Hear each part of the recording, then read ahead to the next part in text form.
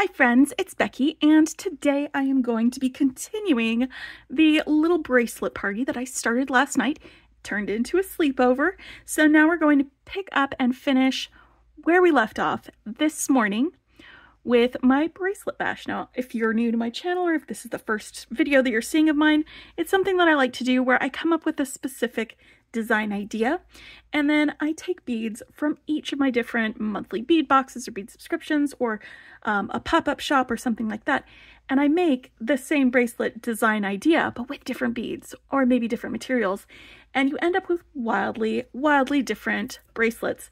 And this is an example of one that I made yesterday. This I made with the bargain bead bags for June, and it's a great example of the design that I came up with yesterday. Now, we already did the design process. I already chose my beads. I did all of that in the first video. That's part 1. And so if you want to go over that and watch me do all of that designing and deciding, I will put a link to that part 1 in the description below. So you can go back and watch that, but we're not going to spend a lot of time on that today because we already did that. We're going to get straight into making things together, but I just wanted to highlight what the design consists of. We've got one strand of our bracelet.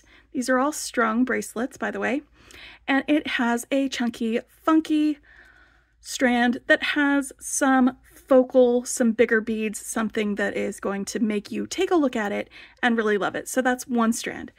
Then we've got a second strand that is our accent strand. It's going to have smaller beads. It's going to be a more muted sort of design thing, and they are joined with a clasp, and the clasp will be like a circle. For some of these, I've chosen like some quick links or some rings.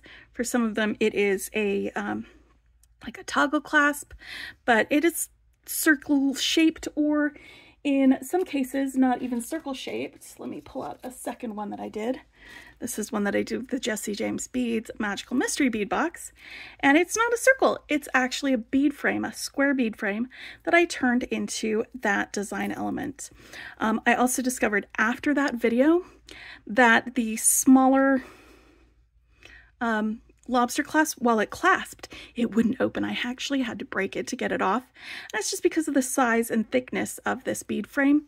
So I grabbed a larger clasp that I had in my bead stash, and that actually works out a little bit better for this. But this is the same.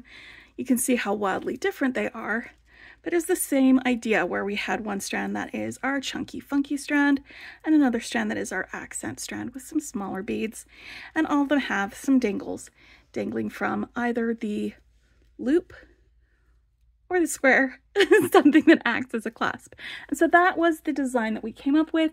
Yesterday I made 4 bracelets.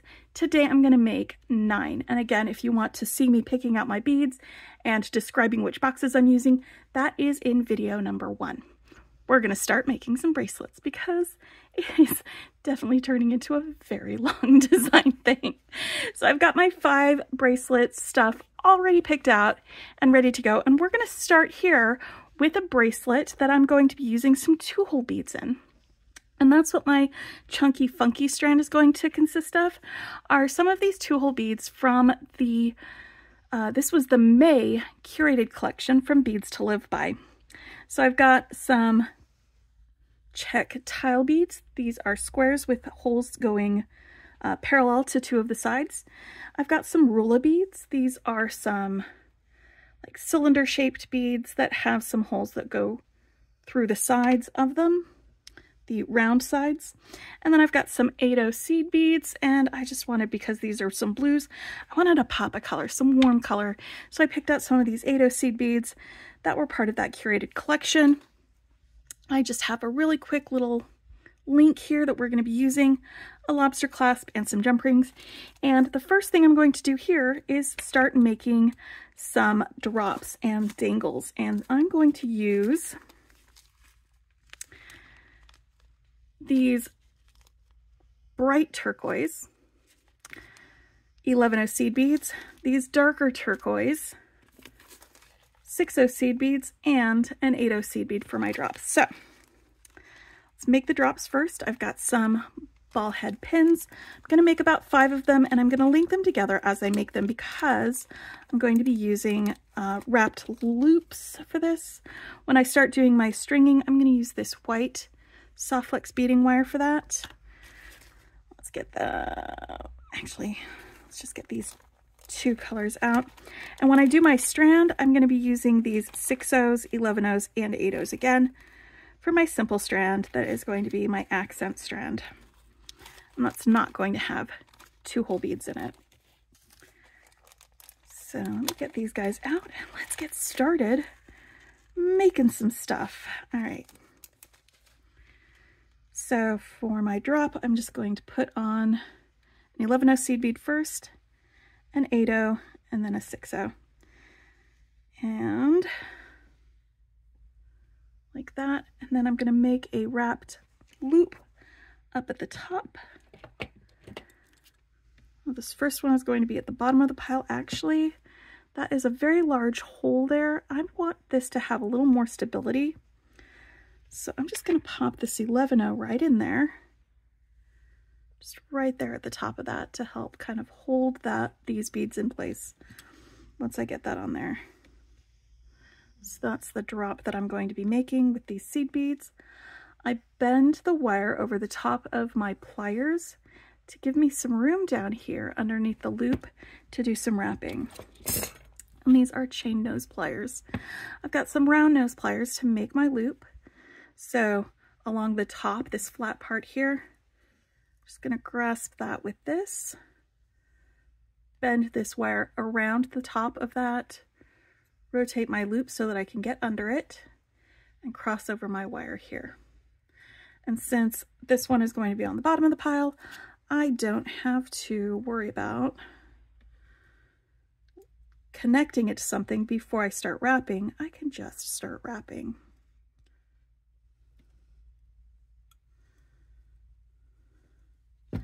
And I've got some snippers, some cutters. These are flush cutters for cutting off the end of my dangle. And again, actually, let's do 3 of them. I don't think I need to do more than that for this design. 5 might be excessive. So again, 11/0, 8/0, 6/0, and 11/0. And these dangles will bring in all of the colors that I'm using. Now with this one, after I make my first loop here before I start wrapping it, I'm going to want to attach it to this dangle that I already made. I'm just going to slide this on this open end here so that they're attached. And then I can start wrapping my loop, moving this over.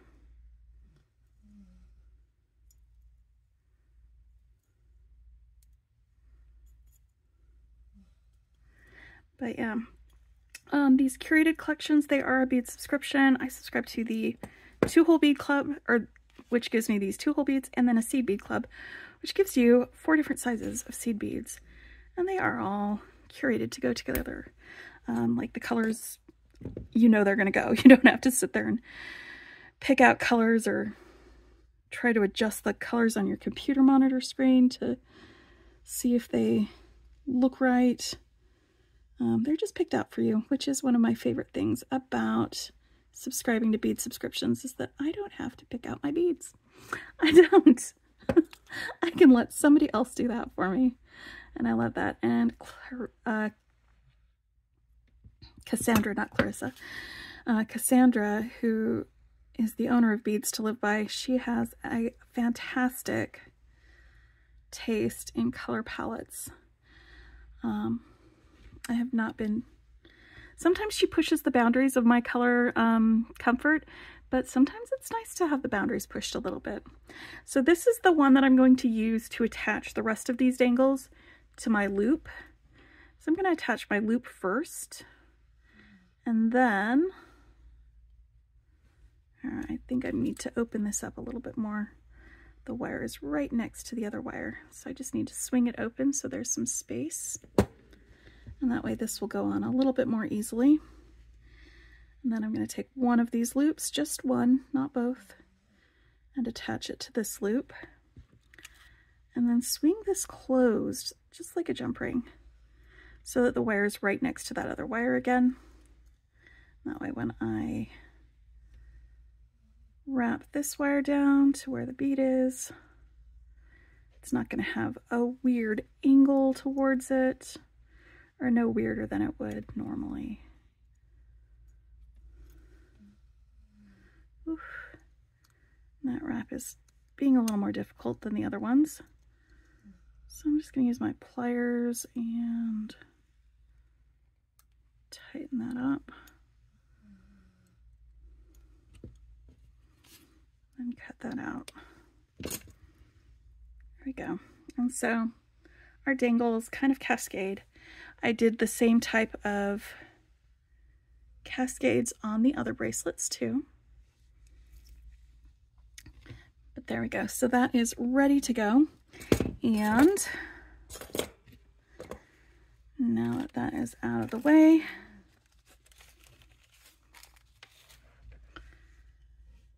let's pull off some wire. And for this, I'm going to go ahead and measure out about 16 inches of wire. I have a 7.5 inch wrist. The clasp will take up about an inch of space, so I need to get 6.5 inches of beading done for this. 6.5 or 7, because you know, having an 8-inch bracelet won't be too bad. So I'm gonna go ahead and measure off about 16 or 17 inches of wire, because I'm gonna fold this wire in half. Yeah, let's go for 17 inches. That'll give me some room for crimping on the other end. And also I'm gonna try not to drag my wire and my thing through my beads too much.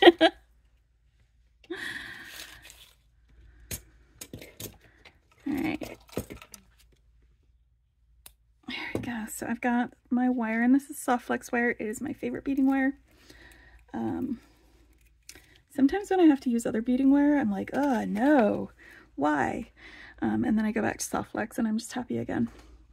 That's a me thing. That's what definitely one of my preferences. But let me find my crimps, because I need to do a crimp before I add any beads onto this wire. Like I said, we're going to be folding it in half because I'm going to be doing my 2-hole strands.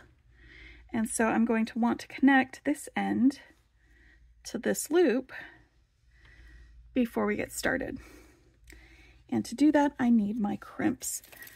I believe that I'm going to need to do some intensive cleaning and tidying of my desk after I'm done with this, because as I've been working, I've just been kind of tossing things over to the side.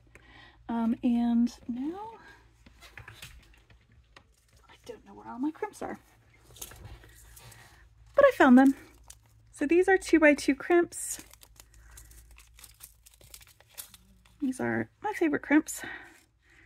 Again, they're soft flex crimps. I'm just gonna put 4 of them out here for now. I mean, actually, it doesn't matter. I'm gonna be using more of them as we go.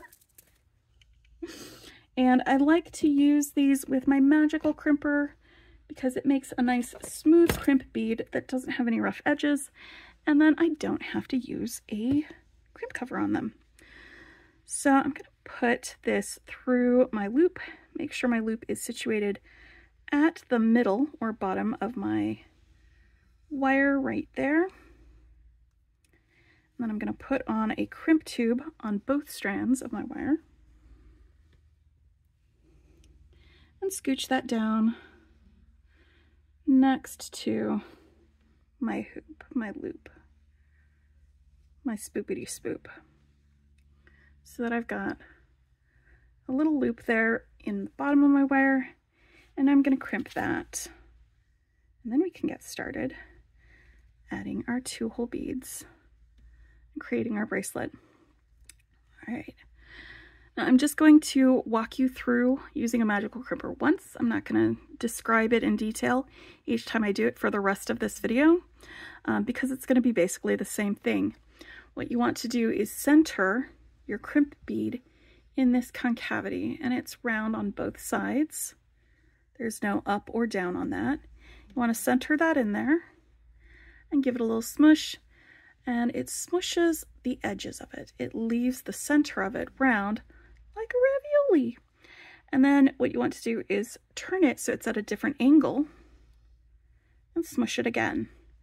And then turn it so it's at a different angle and smush it again. And just keep turning it, coming at it from different angles. And each time you smush down those edges, it creates a smoothness around the outsides. So again, there's no sharp edges. Nothing's going to rub against your skin while you're wearing it. And it looks nice. You don't have to put on a crimp cover.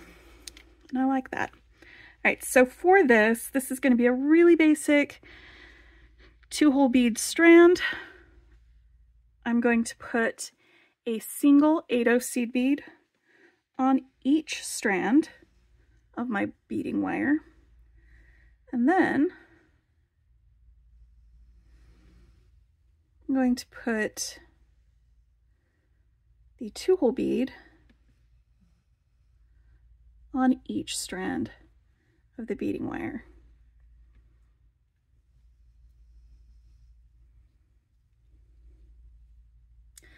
And then 8/0s on each strand of the beading wire, 1 8/0 on each,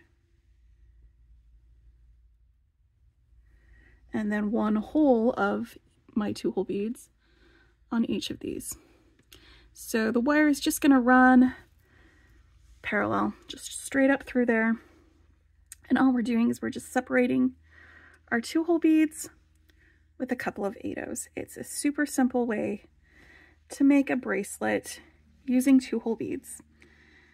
And I've got another design that we're going to be making with some other 2-hole beads, and spoiler alert, it's going to be very similar. I just didn't want to overcomplicate anything with these since we were making so many of them. At the end of today, I will have made 9 bracelets altogether.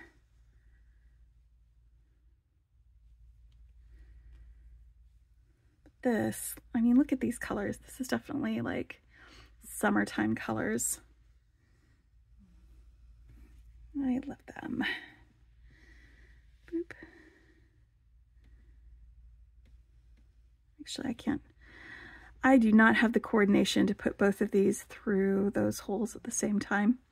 I gotta hold the bead in my hands and then put them through. I can't do it from the mat. Just my hands and fingers will not go in that direction.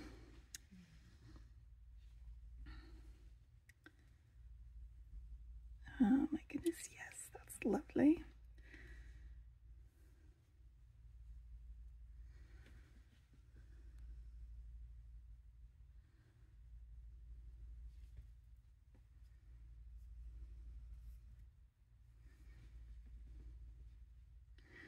But yeah, this type of like bracelet designing you can do with like any 2-hole beads. It doesn't have to be these rulas and tile beads. You could use super duos, you could use ginkgos.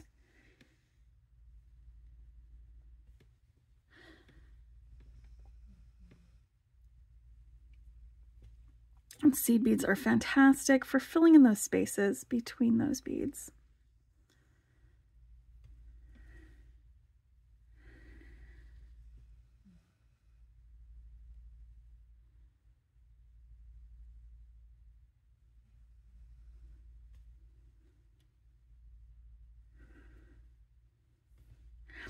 I forgot to put my 8/0 seed beads between that one and the next one. See, now this is the exciting part about this video series, is watching me forget to do something and trying to tell me through the video channel, Becky, you forgot your thing, and then having me discover it later. It's thrilling. Absolutely thrilling. Thrills and chills. That's what you can expect. Thrills and chills and Becky forgetting things.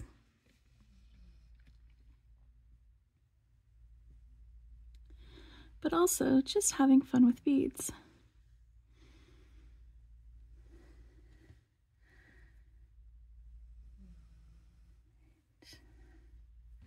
Now, I will be doing a weekly wrap-up this week, and so I will show you all of these bracelets when they're all done on that.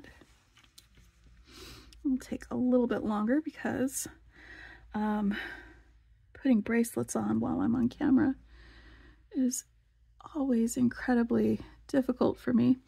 And I think I need to get one of those like bracelet buddy things where you put, you know what, maybe I can make one. I think I'm going to try making one actually. Yeah, I have wire. I'm going to make one. All right, I just had an idea. I'm going to make one, not in this video. I'll do a separate video. That way, when I put on these bracelets on camera, it's not going to be as awkward, and I'm not going to get fed up and decide that you don't need to see a bracelet on me. Right? Like, this one wasn't hard to put on. One of the reasons I like putting dangles on bracelets is because then I can hold on to this with one finger while I do stuff with that. And I think that's a little bracelet putter-oner thing with a hook on it is kind of an extension of that, I think.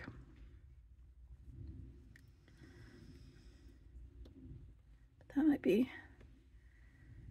be a fun endeavor to see if I could make one. Just to see. And all I'm doing here is trying to straighten this out so that it's not like curved in one direction versus another.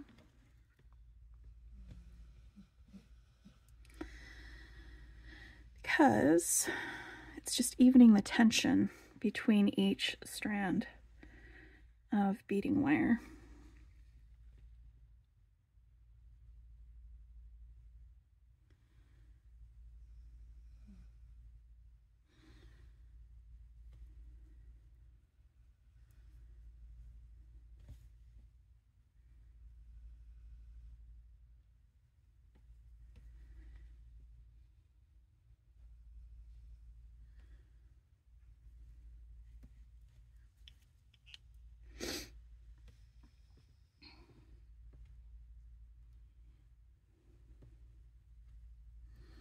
Alright, now when I measured out the length for, you know, this end to the end of one of these, it's actually about 2 of these that's about 1 inch. So I pulled out 14 of these tile beads and 14 of these, but I'm probably only going to use 13 of them. So we'll end with tile bead on the other side, but I'm going to measure it out and see how it looks. See if that'll be long enough before I stop it. And you know what? Look, I did it again. I did it again, and I will probably do it again before the end of this video. Because even though sometimes I measure out and do the math to calculate how many beads I need, it's not until I actually try it on that I figure out if it's going to be long enough or not, because sometimes the math doesn't math. And I think probably it's mostly me not mathing right, not really the math. I can't really blame it. But also variations between like perceived measurements and actual measurements, you know?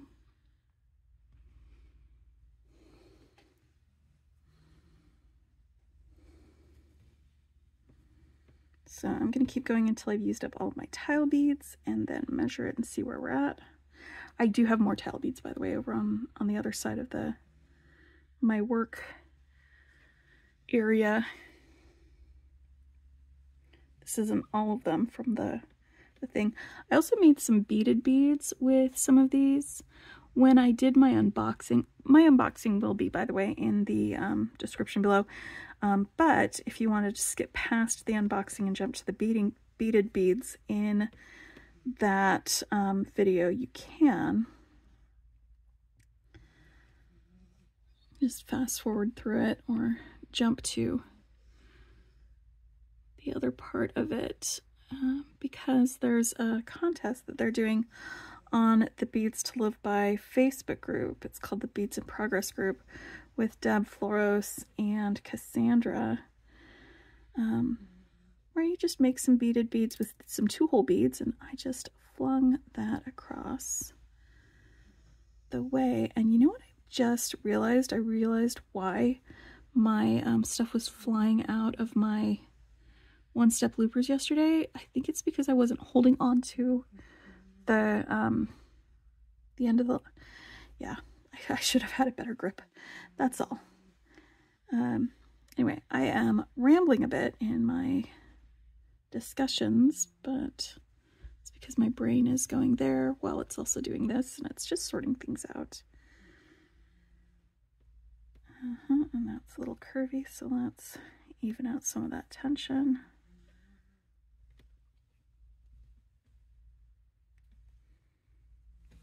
I like that.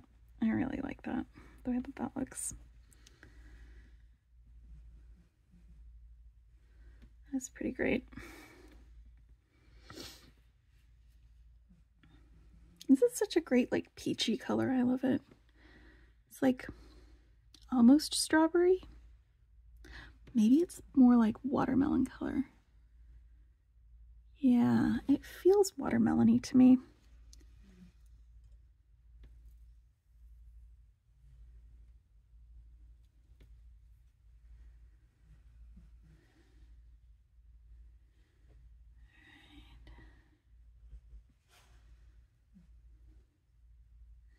Am I getting close to the end? Hold on.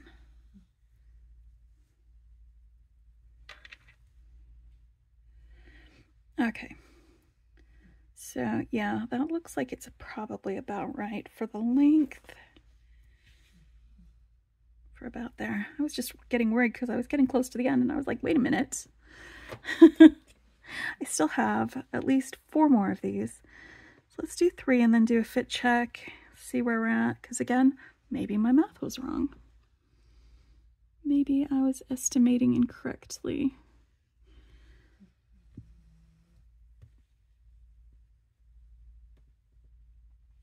Maybe.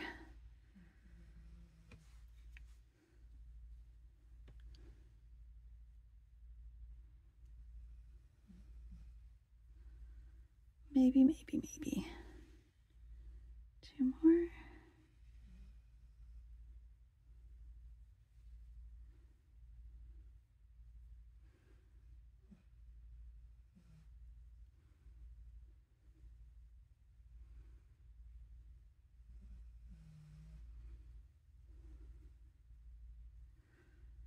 And then 1 more.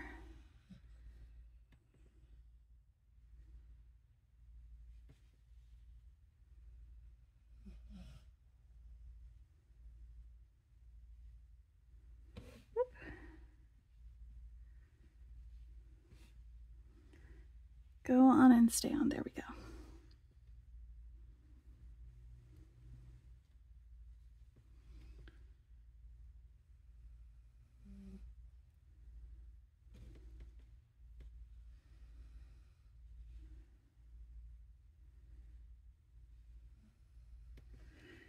Right.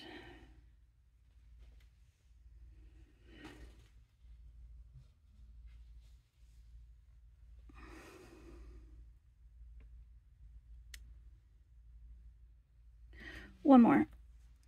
Repeat. So it turns out that it will be 12 rillas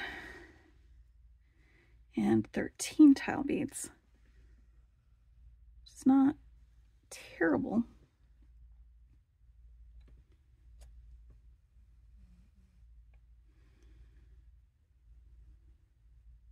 In case you wanted to, you know, replicate this. It gives you a number to work from.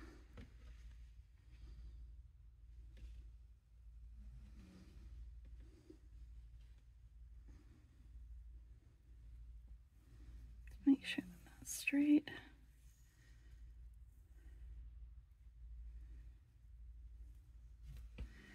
All right. This guy here.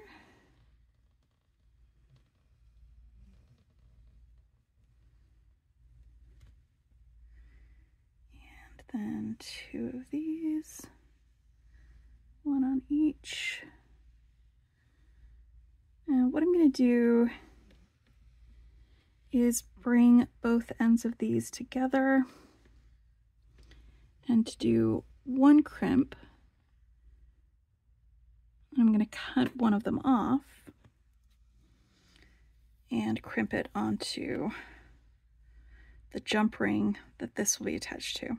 I'll just make a loop and then attach the jump ring later, which is something you can do. I did have somebody ask a question about wire guardians, and I find, again, with the soft flex wire, that I don't need them. Sometimes with other wires, when you bend it over, it puts a lot of stress on that wire, but this wire doesn't get stressed like that when you bend it over. And it also has a really sturdy and thick coating on the outside of it, so having something like this rub against it repeatedly isn't going to wear it off as quickly as it will on some other beading wires. And so I find that I don't need wire guardians with soft flex wire like I do with other beading wire, and that's one of the reasons why it is my favorite beading wire, because I don't need wire guardians when I use it. In fact, sometimes instead of having a loop to attach the jump ring to, instead of having like a jump ring or something to attach one of these to, I'll just make a loop with the wire and it'll attach just fine with that. Like I said, it's a very durable, that's the word, durable. It's a very durable wire, and it doesn't need the extra hand holding and protection that you might give some other wires. So I'm going to go ahead and do my magical crimping right here. I'm just crimping both of these together, 2 into 1, as they say, and making sure that these are centered as I do my crimp all the way around it, like that. I'm going to pick one of these and chop it off right here at the head. And I'm going to pop a bead right there above it so that it's kind of between my crimps, because I'm going to put another crimp right here after I make this loop. And like I said, I'm just going to make the loop, and then I can worry about attaching the jump ring later to this loop.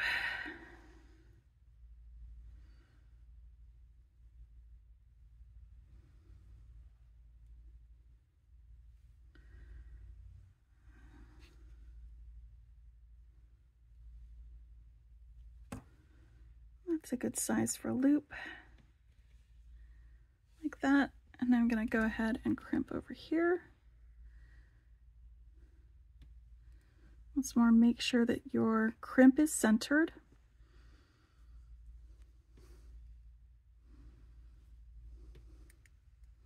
Make sure there's just a little bit of space between the crimp and the bead next to it, so that the edge of the crimper can get down into it. There we go. I'm going to crimp that.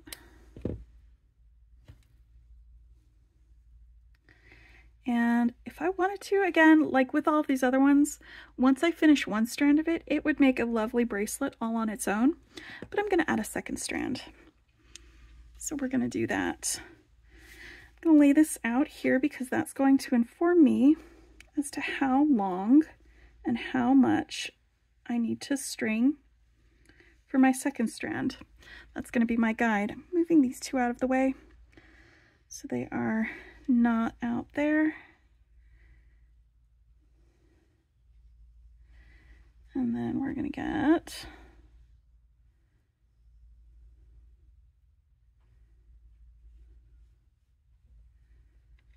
these guys in here.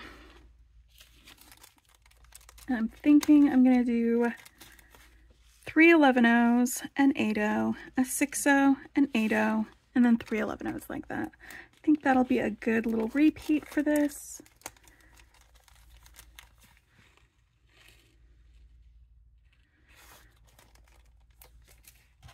And I'm going to start beading on this wire. I'm going to just pop a little bead stop on the end so they don't go flying. And then I'm going to just start picking them up. 1, 2, 3, 11-0s, 1 8-0, 1 6-0, 1 8-0, and 3 11-0s.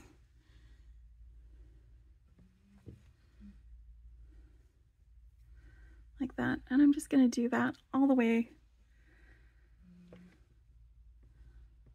down until it is long enough.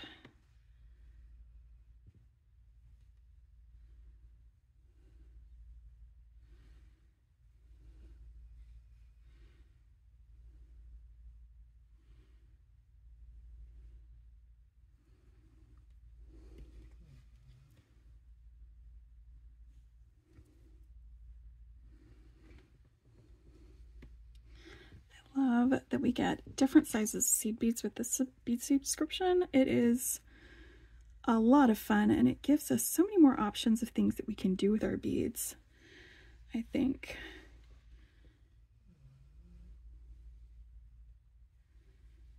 It is one of my favorite subscriptions.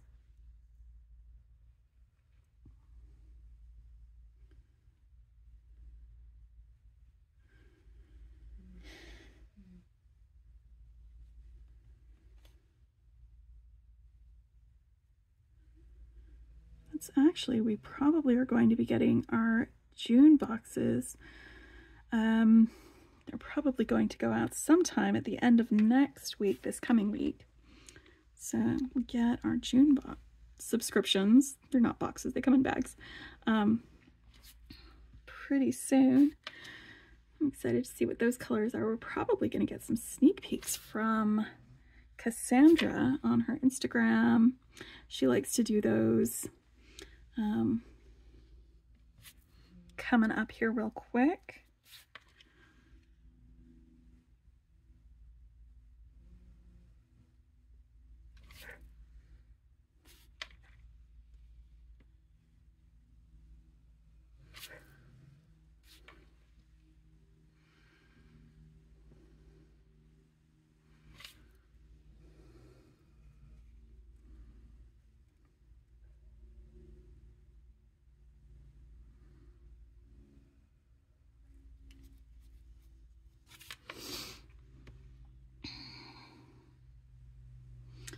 Yeah, you know what? I kind of like that. I kind of like that a lot.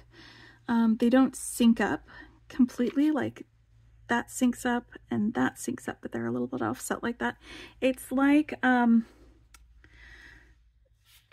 Russia's drumming, you know?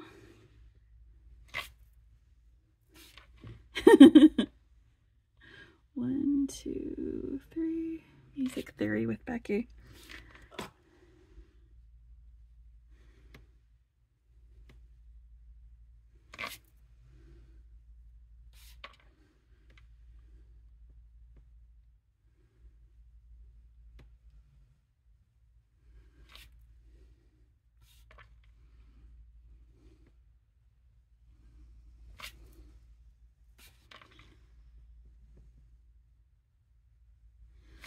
I'm going to move these off of here because my arm keeps resting on them, and I'd rather that it didn't. That is probably going to be pretty soon, I think. A couple more repeats. How many do I have? Just one? Okay, so I need 2 more.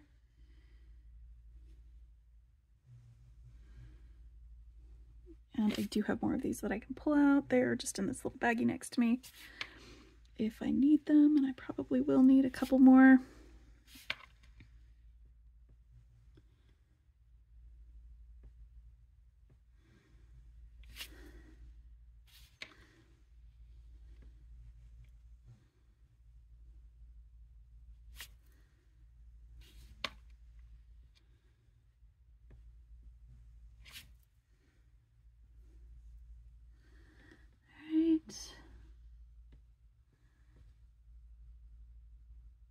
Yes, one more.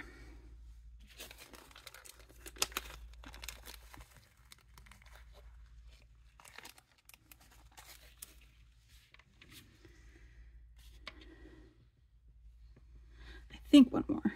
Then we'll still double check.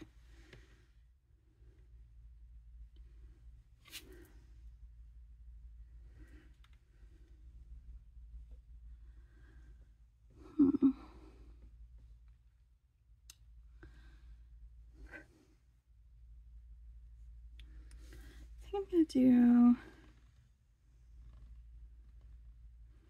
just 3 more on each end to make it a little bit longer. Yeah, that's going to work just fine.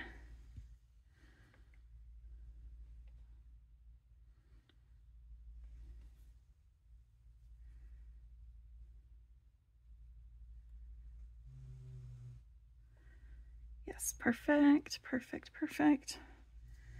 All right.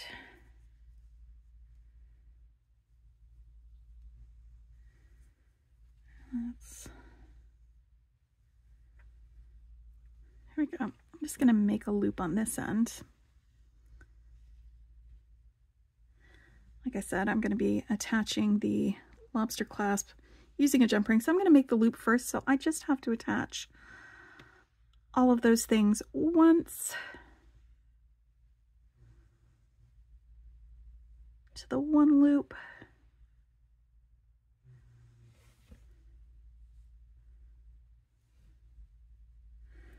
I was just making sure that those loops are the same size. That way I only have to open and close that jump ring one time.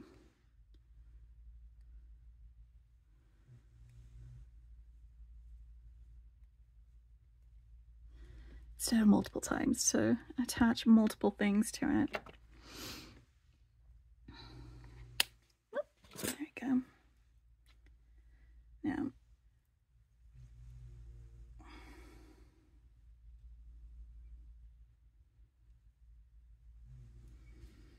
I'm just going to double check that that is the right length after I get this jump ring attached.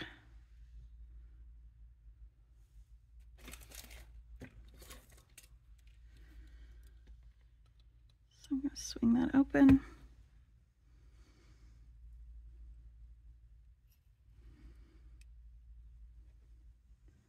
Lobster clasp both of those strands and then close it.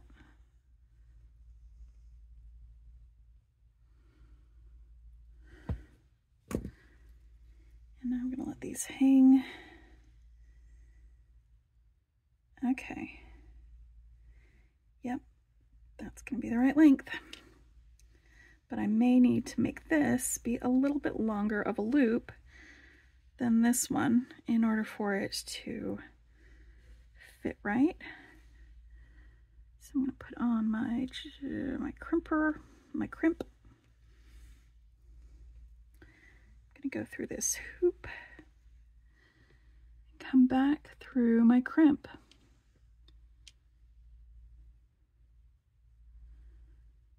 And then I'm going to start tightening this just a little bit.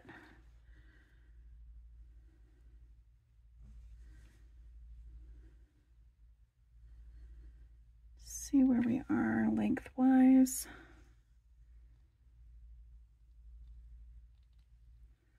See if I need to tighten this up anymore. That might be a little too tight. Nope, a little too loose.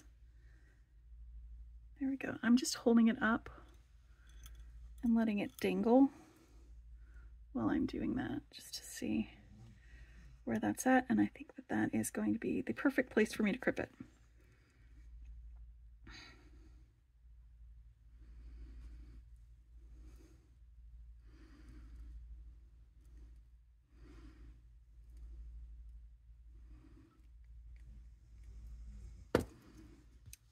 All right.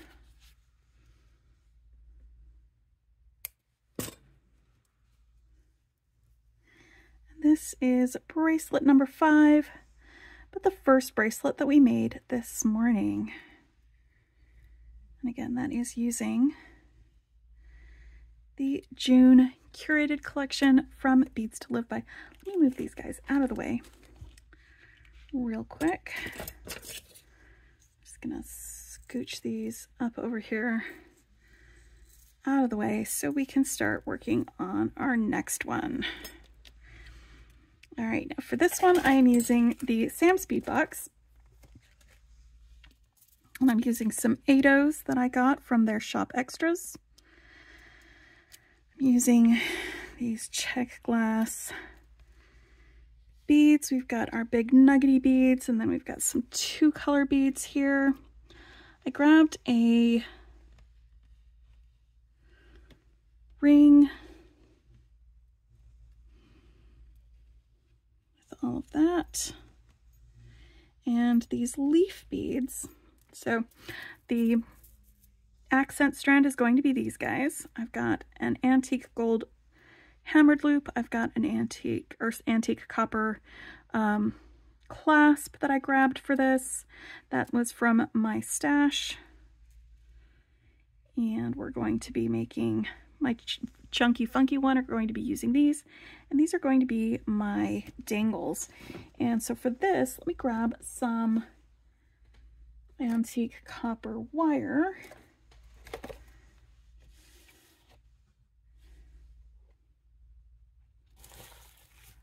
I just had some right here. Like I said, I am going to need to probably, it's bronze, antique copper. All right, here we go. I've got some. This is 20 gauge. Let's see if it fits through the hole. These are side drilled holes. Yes, perfect. All right.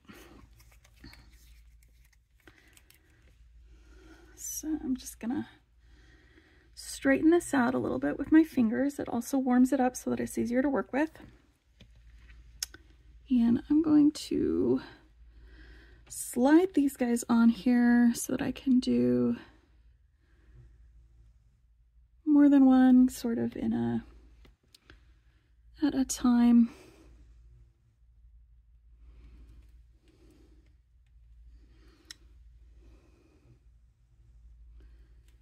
All right.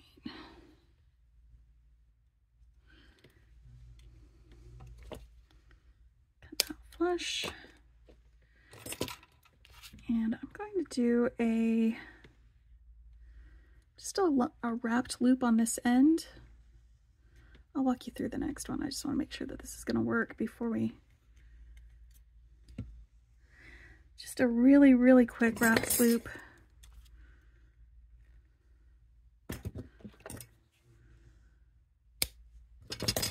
And then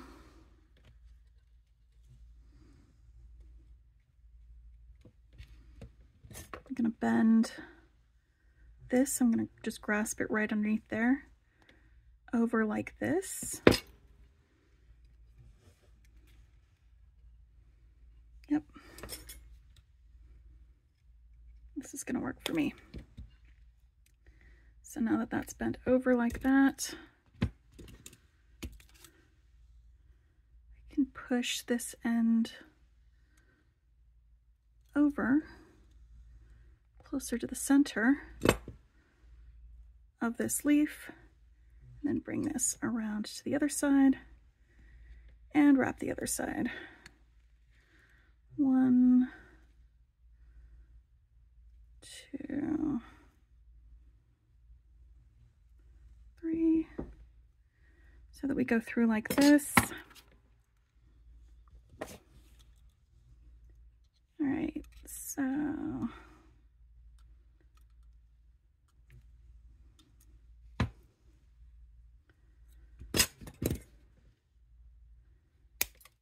there we go.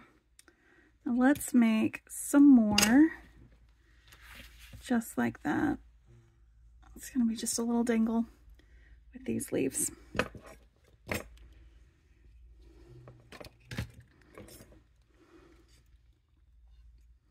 Now this wrapped loop,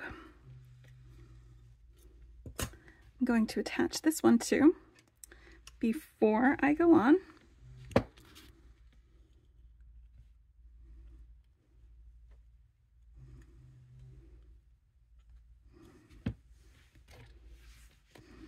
These don't have to be pretty or exact or anything like that, because we're going to wrap over it with the rest of the wire. I'm going to slide this leaf up here. I'm going to cut off about 2 fingers width from the bottom of that leaf. Boop. That should definitely be enough.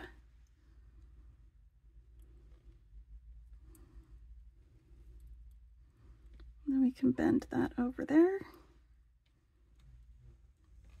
so that it's kind of in the middle of there. Bring this around here, and then wrap up to where I've got the other wrap. And I am just doing some sort of messy wraps on this.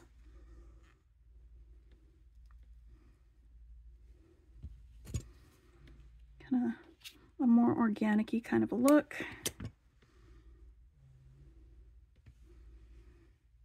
Let's do another wrapped loop up here at the top. All right, so this one is going to be for a blue leaf. So I want to make sure I'm going through this green leaf because I'm alternating them. Blue, green, blue, green, blue.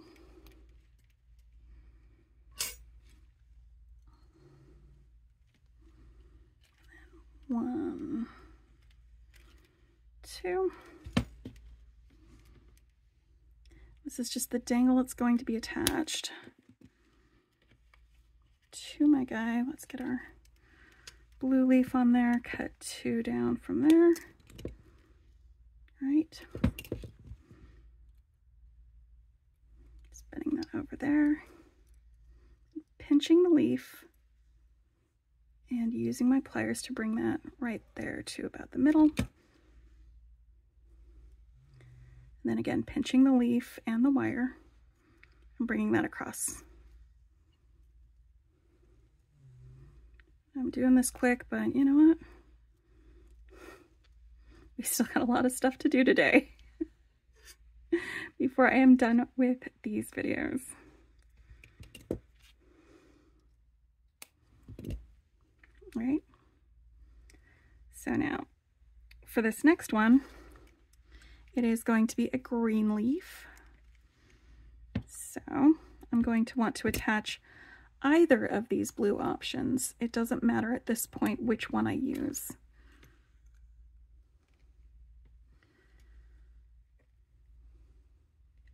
Because I'm gonna probably forget which one I just made. But at this point, when there's 3 of them, and you know what I did? Look what I did. I started wrapping before I attached it because I was so busy talking about which one I was going to attach. There we go. So there we go. Before I attach it, it doesn't matter which one of these I do because it'll still end up being the same order where you have the blue, green, blue, green. The next one I'm definitely going to want to pay attention to though.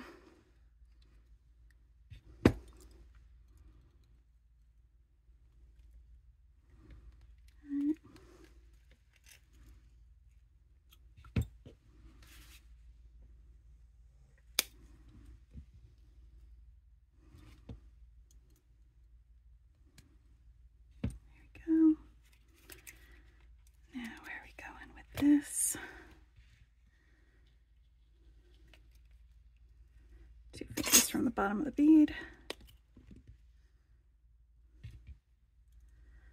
Bending this away from there, and then moving this over about a 1/2 centimeter so that this can go up and over the center of that bead like that.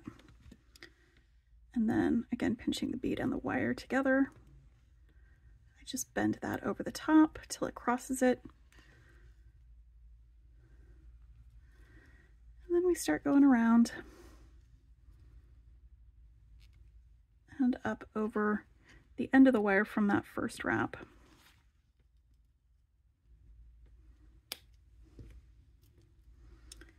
All right, so at this point,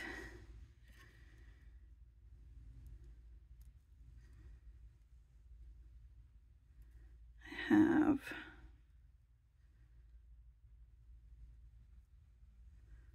green, blue, green, blue. Next one's going to be blue. But I also want to make sure that I attach this one not just to this green that's on the end, but also to my hoop. So this is going to be a little unwieldy when I'm doing my wrapping, but that's okay. I can make it through there. 1, 2.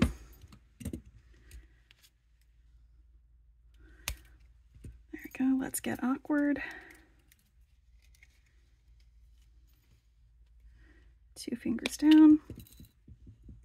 And now I'm going to finish wrapping that. Move some of these guys out of my way while I do that.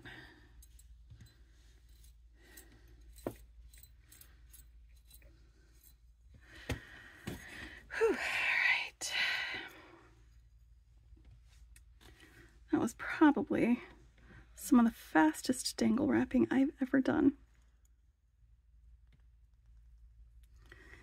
Scooched that over.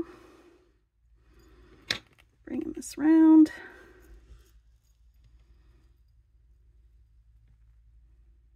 Pinching this with my fingers while I bend this over to just keep it right there. I just need it to not be moving anywhere. And again, this is just being a little awkward because I've got all this other stuff hanging over here on the side.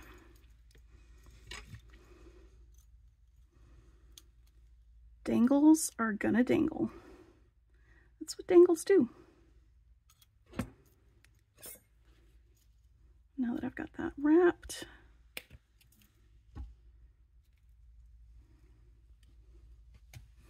that dangle is done. All right, I'm going to be using this blue lapis wire for this, and let me get, I'm just going to string on these check glass beads, and I'm going to see what the size is for that, because it may be that I am going to be pulling out some 8/0s to space them if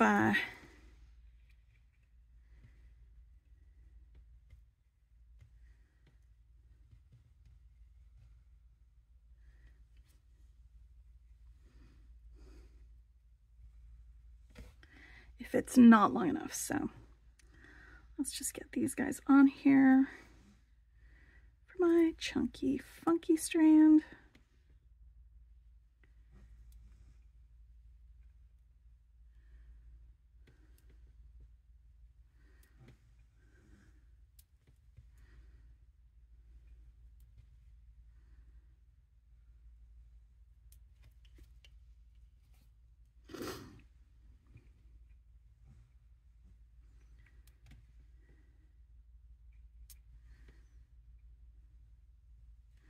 Keep in mind that these two together are going to add about 2 inches of space onto this bracelet because they are quite wide.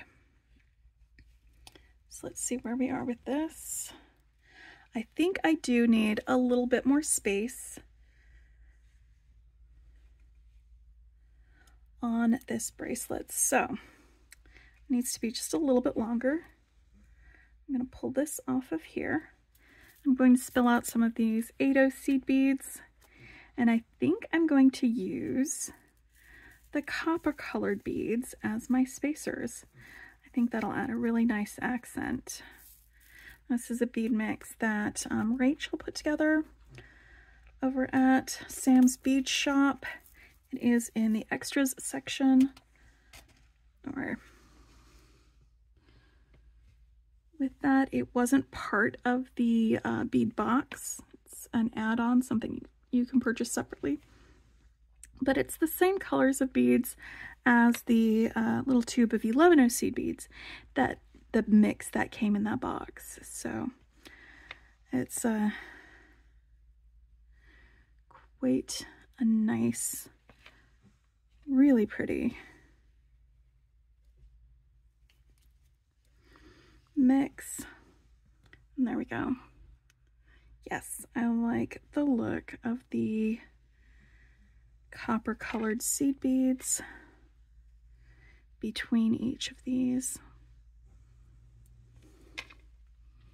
They make fantastic little spacers.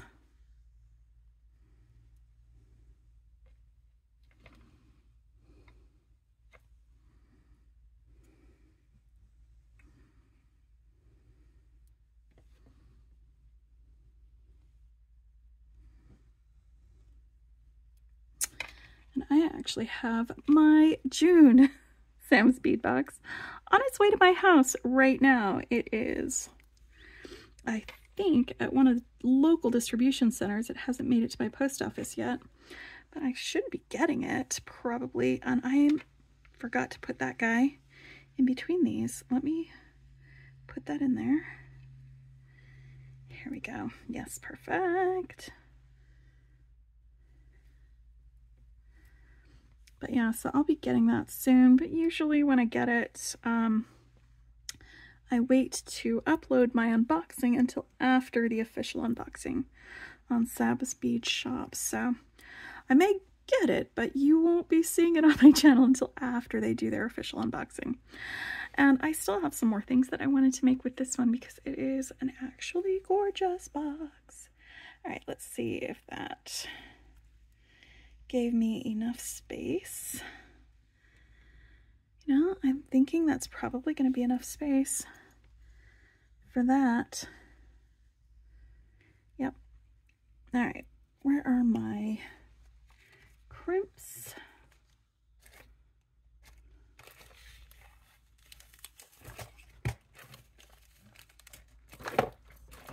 Somewhere I am definitely going to be tidying up my desk. I need it. Everything is still a little bit harder to find than it normally is because I have been just in enough of a beading blitz that I've been, when I'm done with something, just setting it aside without really noticing where I'm setting it. And that's why my copper crimps are missing. And you know what's gonna happen? Since I can't find my copper crimps, I'm not quite sure where they went.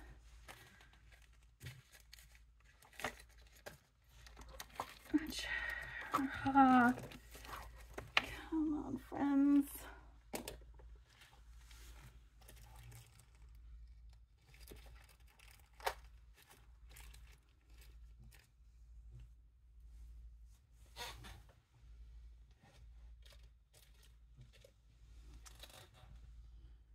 Well,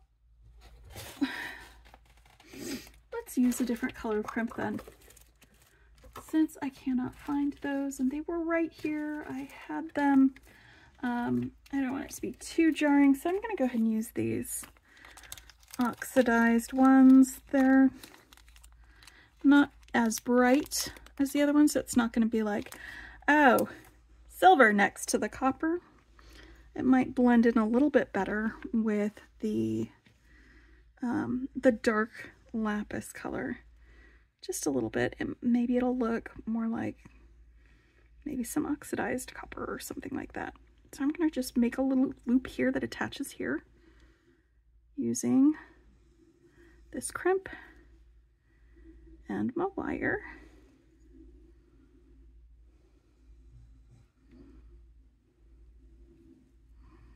There we go. See that oxidized silver, that black color one? That's not going to be as jarring of a difference as like a bright silver one would be.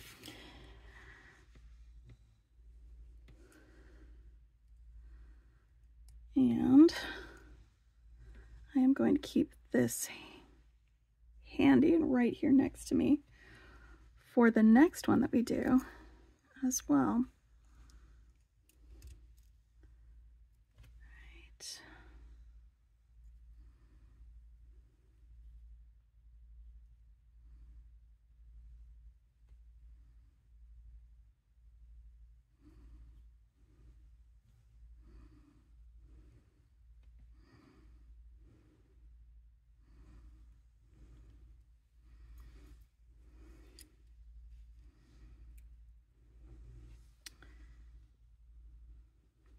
And that's got a really nice large loop, so I can crimp my loop right into that. I don't need to use a jump ring for it.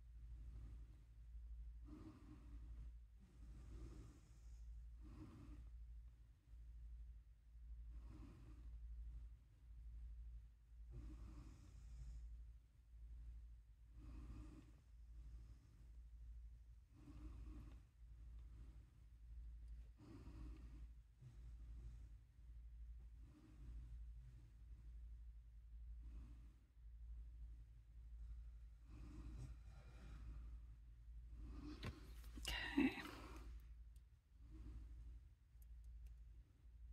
I'm just trying to feed this through at least a couple of the beads. You don't have to, but sometimes I just like having that through the beads rather than next to the crimp.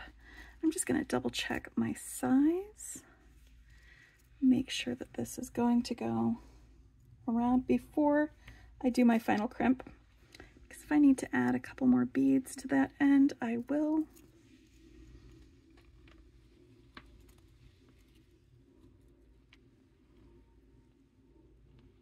Okay. Yeah, no, that'll fit. That'll work just fine.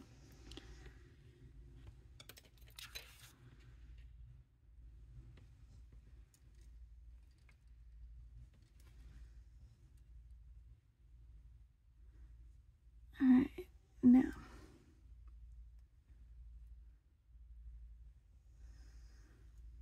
The question is, for my next one, let's scooch my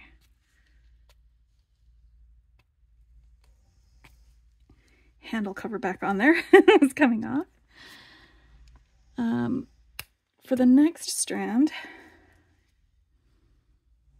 that I'm going to be stringing on here, the question is, do I want to do like little groupings of colors?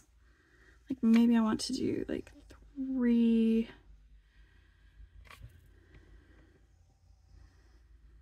of these dark blues, and then a copper, and then 3 of these greens, and then a copper, and then 3 of these blues, and then a copper. I think actually I really love that. How about if I just do that all the way along? I don't need to have it mirrored or anything like that. We're just gonna do dark blue and a copper, and then green and a copper,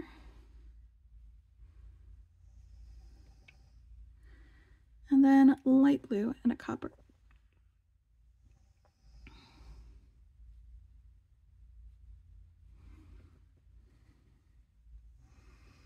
like that. All the way along, yep. That's gonna look fantastic. All right, blue. Oh, I need 3 of those, not 2. There we go.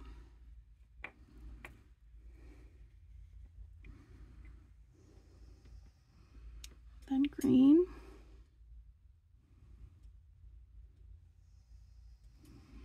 Then light blue.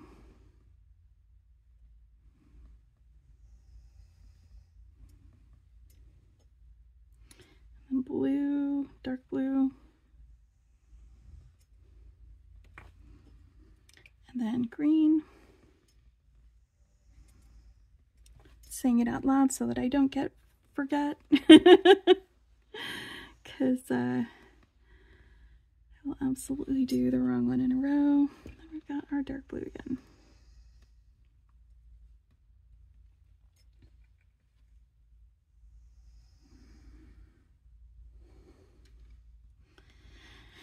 And then green.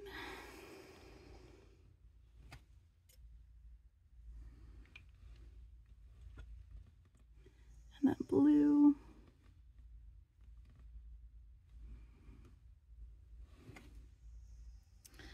And then dark blue again.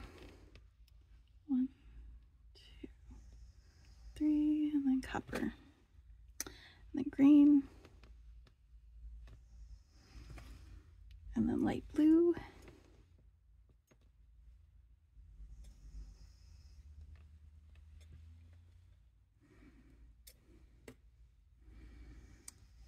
Let's make sure that that's going to be long enough. Right, I think another dark blue section.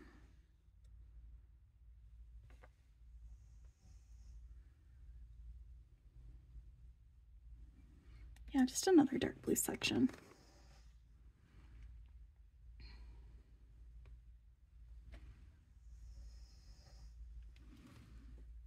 All right.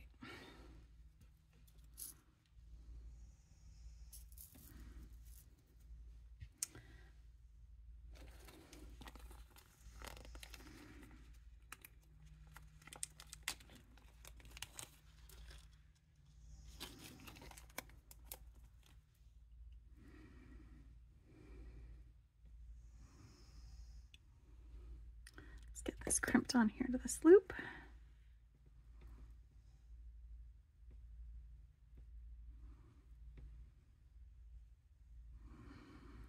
This, I'm not going to run it through my beads. I'm just going to have it next to my beads.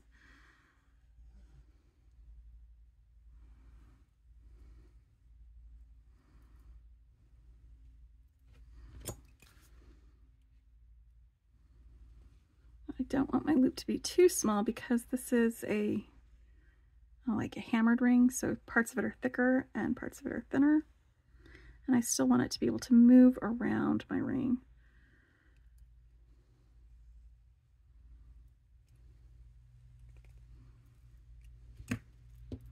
Right. See how I was saying you don't have to run the wire through that. You can just cut it right next to your crimp and that'll be just fine. I'm doing that with this strand. And then I'm going to just crimp the other end on here.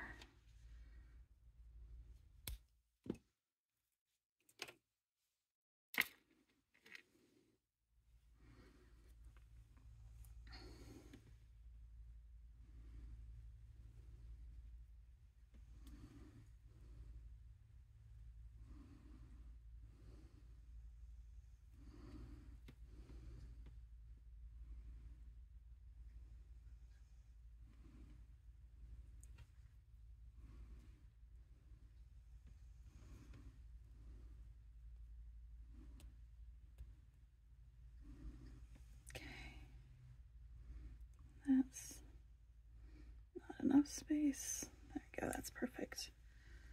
All right, and again, I'm just having them dangle next to each other before I do that final crimp, just to make sure that one isn't like super, super longer than the other, one isn't super shorter than the other. And it helps to be able to adjust that last loop for any minor differences in length.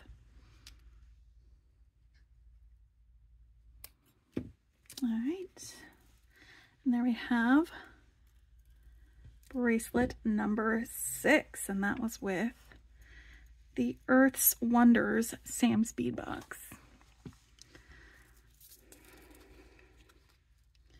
All right, let's get these guys back in here, clean up this space, and pull out the beads for my next one.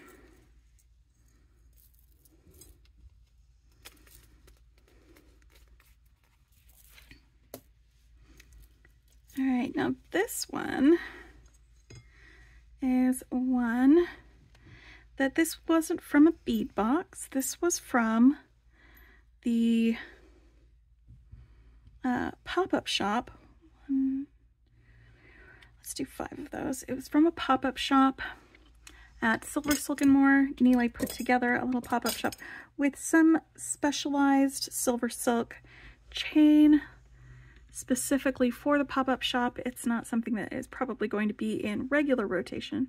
It is a special custom chain for this, and it is a pearlesque chain, which is where you've got a ball chain in the center, and then you've got a colored tinsel around that ball chain, and then a fine gauge knitted wire over that.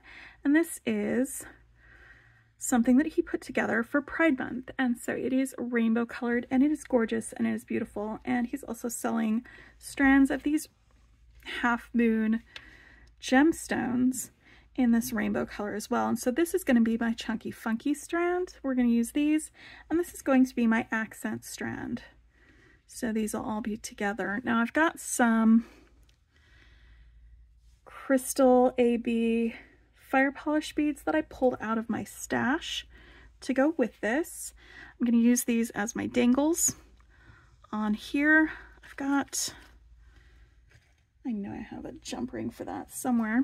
I've also got some SilverSilk findings that I'm going to be using this. These clamp onto the ball chain, so it's like an end connector on that. And I'm going to need to unstring these. There are these little silver beads on here. I may go ahead and use these in my my project, but I think I also want to include some more of these Crystal AB fire polish beads in between these gemstones as well. So I'm just gonna get a whole bunch of those out here onto my bead mat so that I have enough to pull from when I am making these. And this is just, you know, past purchases that I've made for some of these, and I've got them just sitting in my bead stash, ready to be used for all sorts of fun things. So we'll use these. I am going to use this silver colored satin silver beading wire for that.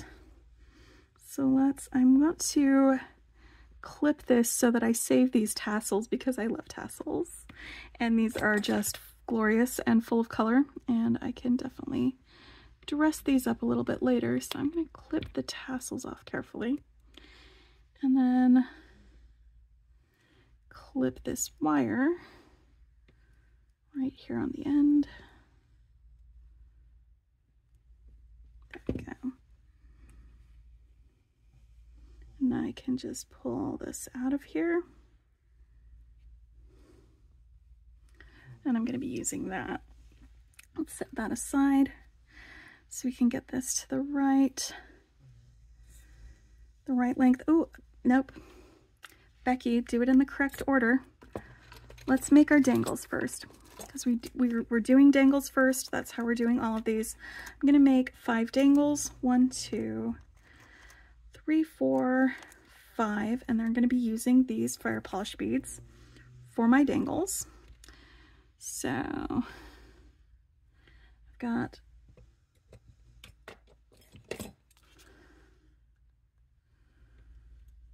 all of these. Let's get them started. And just like with the others, we'll attach them in a cascading fashion and then get them attached to our loop, our hoop.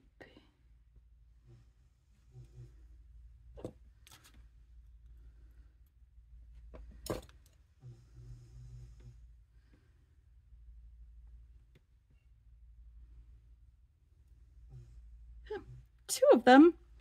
That's silly. You don't need two of them, Bex.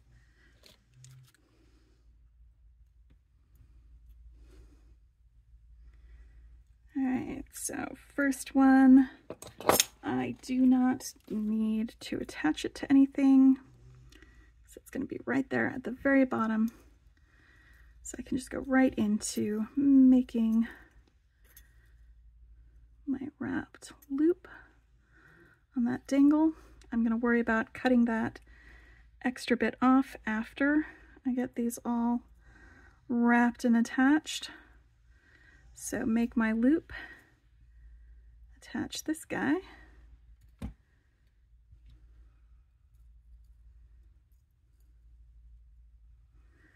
and then start doing my wraps all the way down to my bead. Next one, make my loop, attach,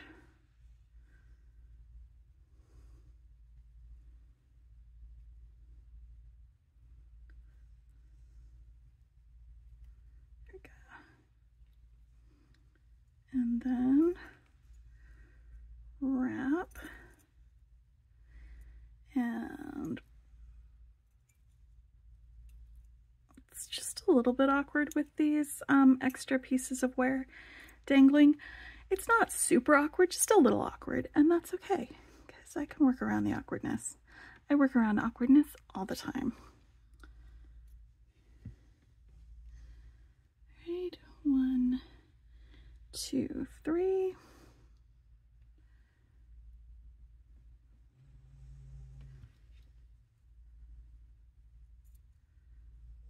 There we go.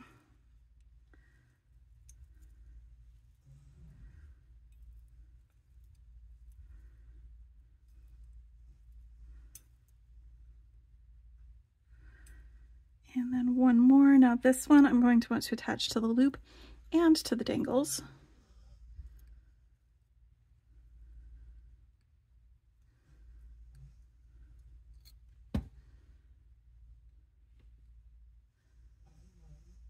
Bloop, bloop, bloop.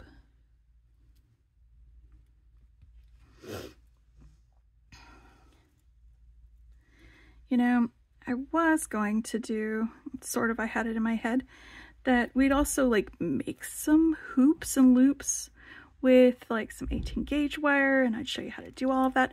But I think that that would have just, you know what I forgot to do?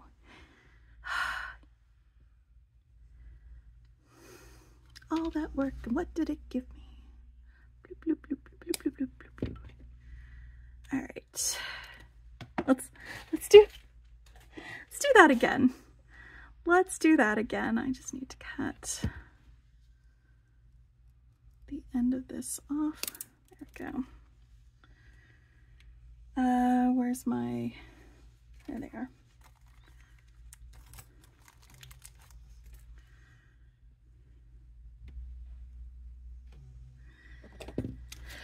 All right.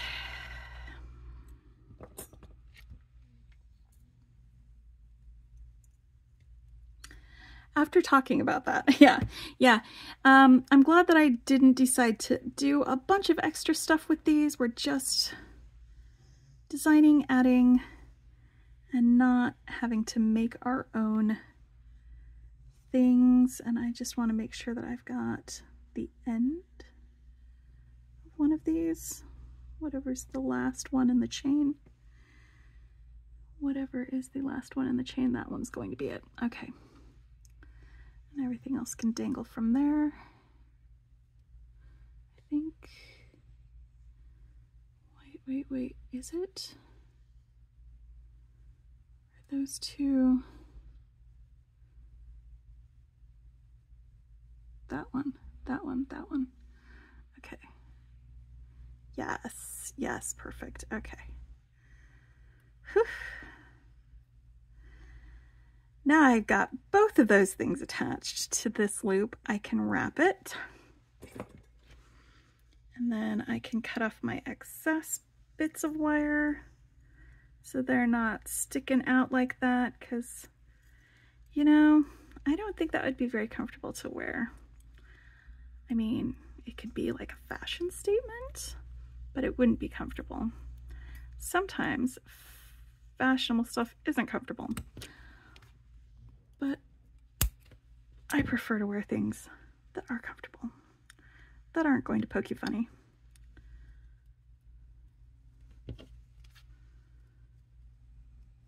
That aren't going to accidentally poke you in the eye when you go to swipe your hair out of your face. You know? Like, let's not poke our eyes out, fellas. Let's not do that, friends. All right. One more, and then my dangles will be done.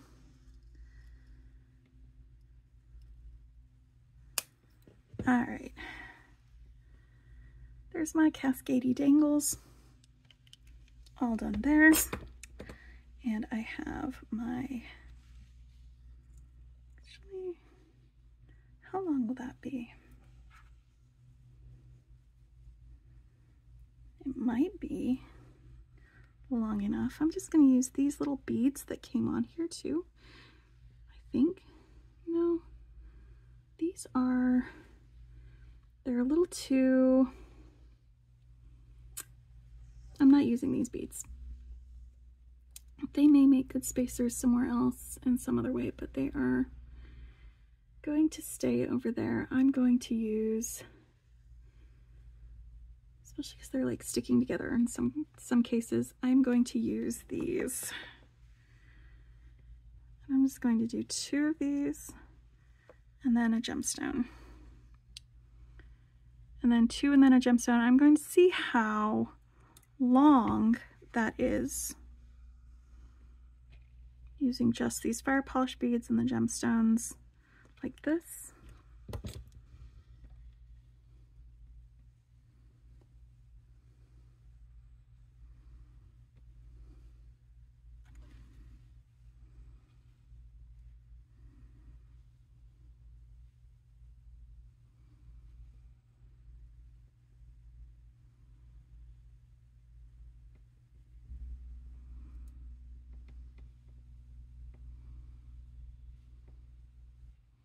That's not a fire polish bead. How did that get in there?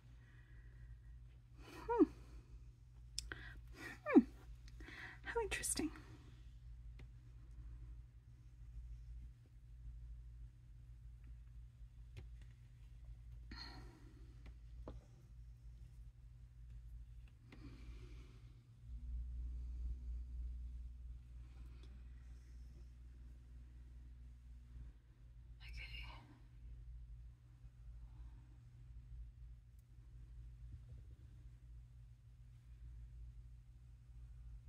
But yeah, there are a lot more beads actually in the pop-up shop than just these. These were the ones that just caught my eye the most though, these gemstones. And obviously that pearlesque chain. I also got some pipe chain from the pop-up shop, but there's a bunch of ceramic beads as well. I will put a link to Nilay's pop-up shop on the SilverSilk and More site in the description if you would like to go visit there and see what they've got left. There are limited quantities when he does his pop-up shop. Some things will sell out faster than others. All right, I am going to just check my length here, see where I'm at. And it is entirely possible that I need to space these out with 3 fire polish beads.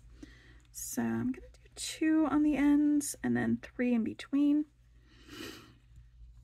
And then I can add an extra one to the end if I need extra.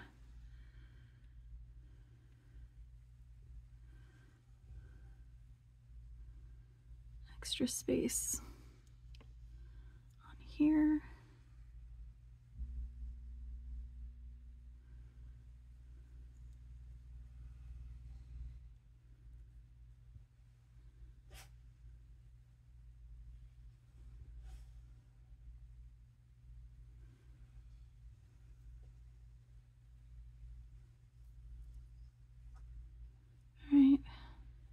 It's entirely possible that 3 between them might be too many, but we'll find out.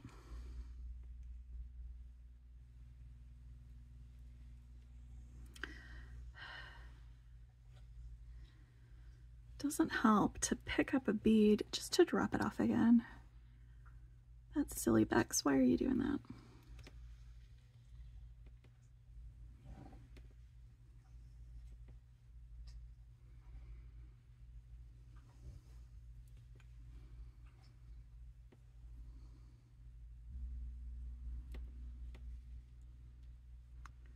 Like, just tell me that isn't just absolutely gorgeous. I love it.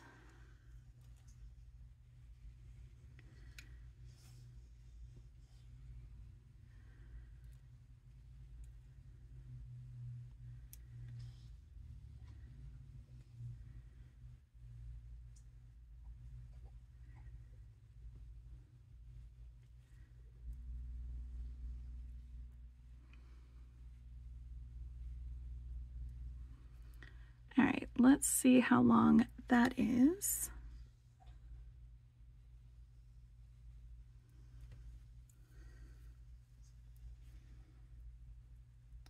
Oh, that's much, much better. That is much better.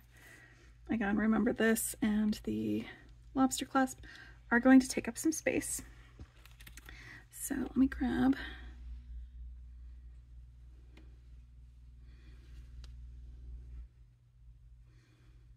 those over there. Let me grab these.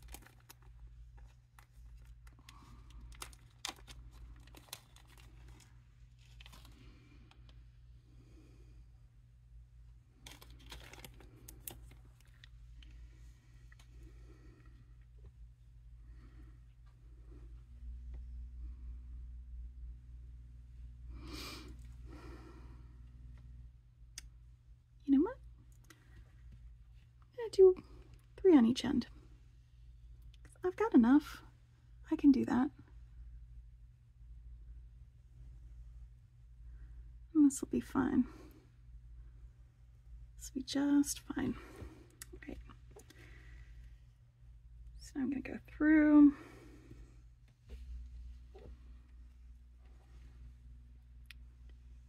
Bend that over so that I've got a loop.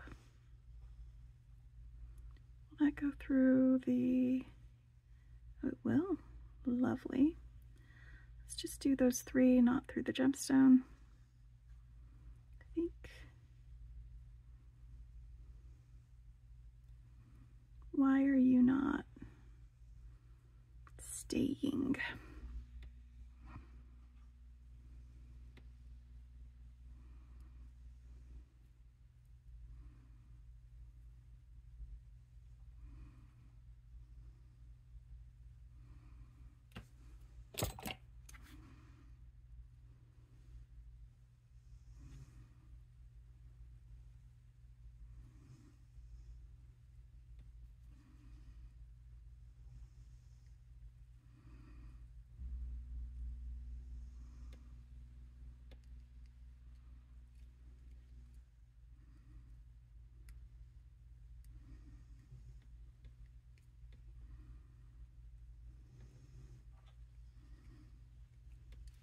Go 1, 2, 3, then cut off this excess and then move this along.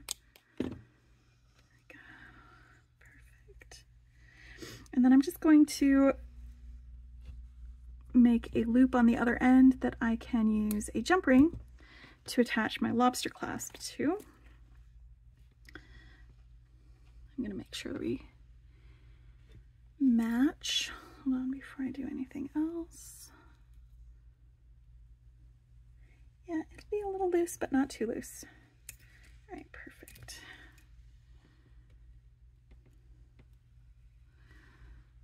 So we'll just make the loop here, and then I will attach the jump ring in a minute when we start putting everything together.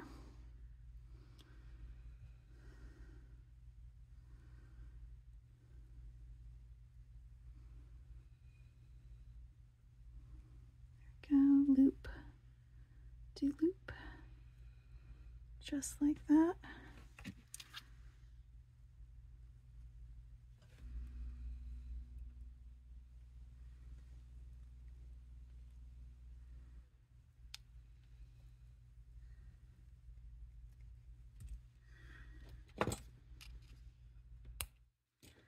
All right. Now, that is my first strand, my funky chunky strand. And I am going to be attaching these to my jump ring and to this ring before I cut my SilverSilk, because that way I can make sure I cut my SilverSilk to the appropriate length when we do that. So let me grab my jump ring and my lobster clasp for this one, because I don't think I pulled a lobster clasp out for it. So let's do that. Lobster.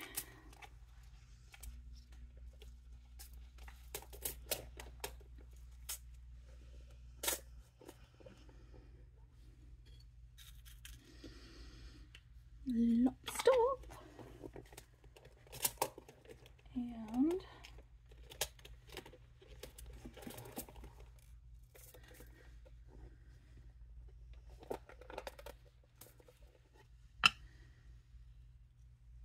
jump ring.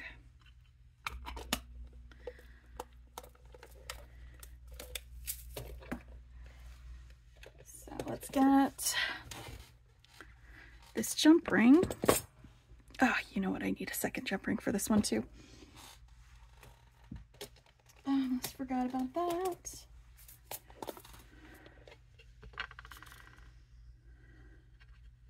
All right, I'm using a smaller jump ring for this one than I am for this, because this jump ring isn't going to be holding two wires together while this one is. So I just want this one to have a little more room for movement, and this one is just going to be holding that a little bit closer onto there. So that's why I'm using a 5mm here and a 6mm here.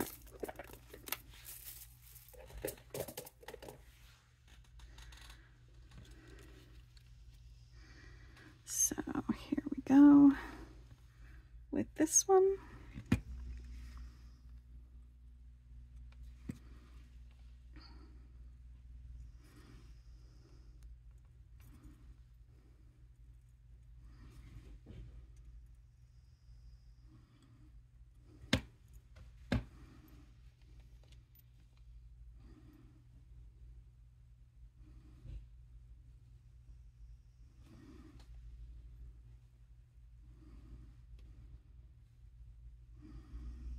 Okay, now let's get this one attached over here on this end.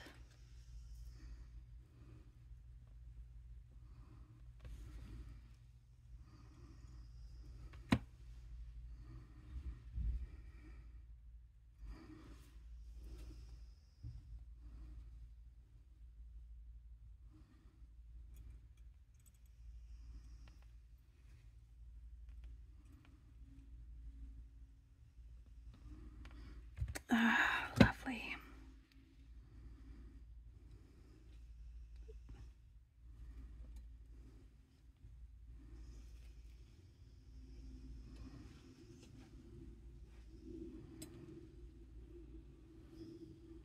Right. So now I need to get this. That's going to go in 1, 2. It's usually about 2 of the little balls in the ball chain that it's going to go through. So I'm going to want that to be cut about there, right there.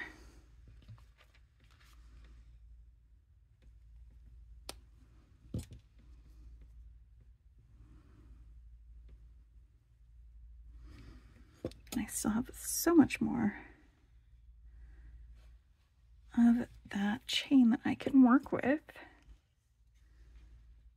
for other projects. I'm just pulling off some of the little extra bits of wire that hang on when you cut this fine gauge wire, so that this will go in a little bit easier. Now I'm going to start with this end. It's already attached to here. And I'm going to put this in as far as it will go, right in there into that little mouth. There's a little lip here on the outside of it that will grab onto that ball chain, that space between the balls. And then I can use my pliers. I like using my wide nose pliers, my wide mouth pliers for this, because I can just get a really good grip on it. And then close the jaws of that using my pliers. Now I like to, especially with this pearlesque chain, because there's a little bit of a cushion between the balls and that wire, I like to give it a little tug to make sure it's secure before I'm done, and that one is good. Sometimes it doesn't grab on completely because it's got that little cushion.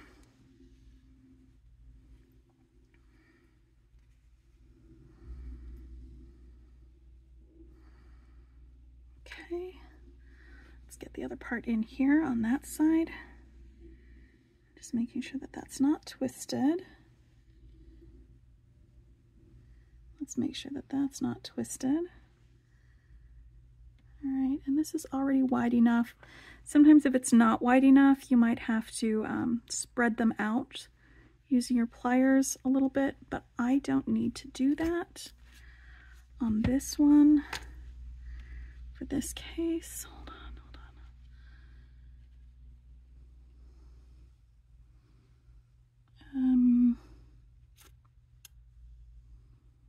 They are twisted the wrong way. Just gonna, before I close that, I'm just gonna turn this around a little bit. It has that little logo on the side. It's just a little thing. It's not super important. I'm just gonna turn it around so that the logo's on the same side. It, like, functionally doesn't matter. It's just an aesthetic thing. Whoop. Hey, buddy. What you doing? I just want to make sure my jump ring is good and closed and those ends are matched up. Perfect. All right. Whew. What you doing? What you doing?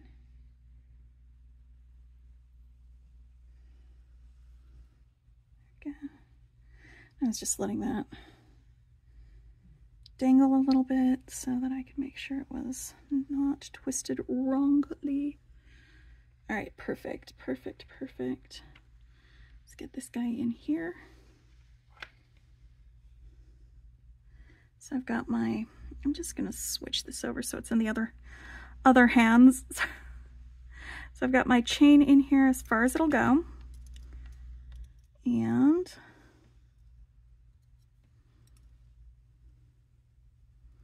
now I can close this up using my pliers. Give it a little tug while I'm still holding it. That is good and in there. It's a little bit not as closed on that side, so I'm just going to give it a little bit more of a smush to close up that end. And that's good. And now I have my 7th bracelet completed. And this was the one with the rainbow gemstones and the special pearlesque chain from the pop-up shop that Nile just put up. So we've got all of those. Let's move them out of the way and we will move on to the next one.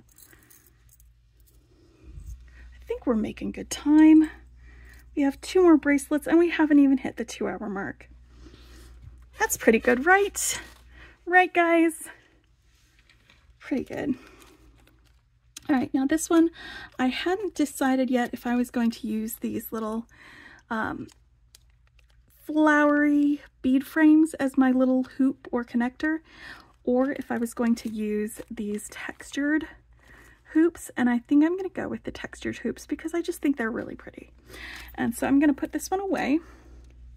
I am going to be using some daisy spacers in one of my strands, but I'm also going to be using some of the gemstones that came in this. Now, are these open or closed? Are they? It doesn't really matter. It looks like they're closed for our purposes, and that's gonna work for me.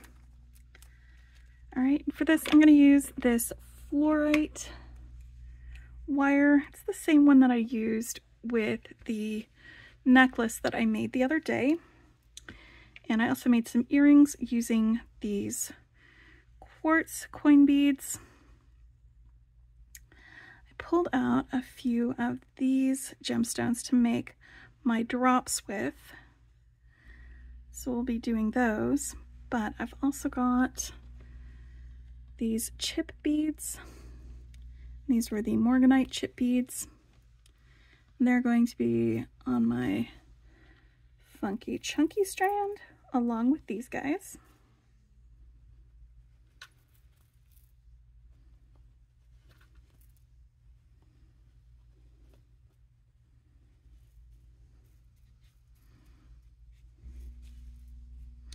And then for my regular size strand, we're going to have some of these rounds, these 4mm rounds, and that's just going to be our smaller bead accent strand when we do that.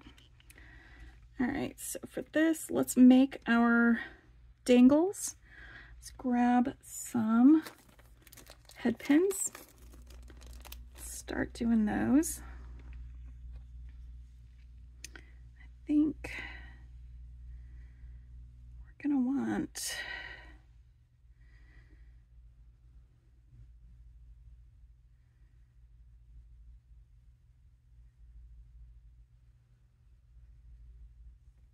to cascade them a little bit more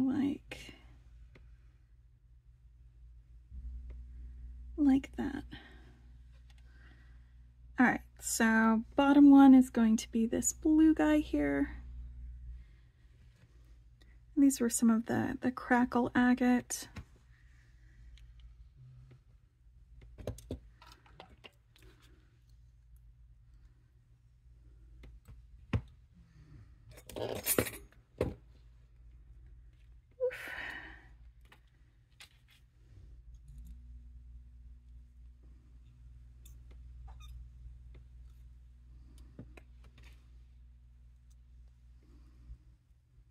They are matte crackle agate. So they give us that lovely pastel color that is going to go so well with the rest of these. Next one. I grabbed 3 different sizes, or 2 different sizes for this, because I thought that would be pretty fun since I've got different sizes of stones that I'm using for all of the other parts. And I'm building this cascade the same way I did the other ones, where I am adding them as I go.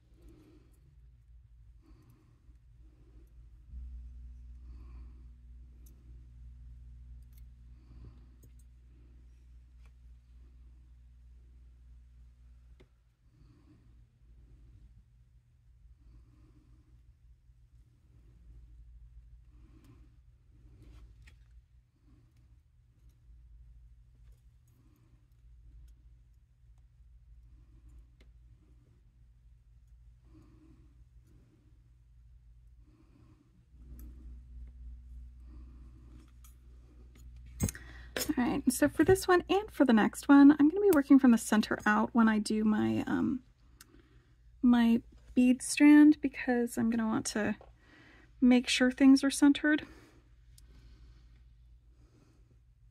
instead of just going from one end to the other. So that's going to be kind of a funner, differenter experience.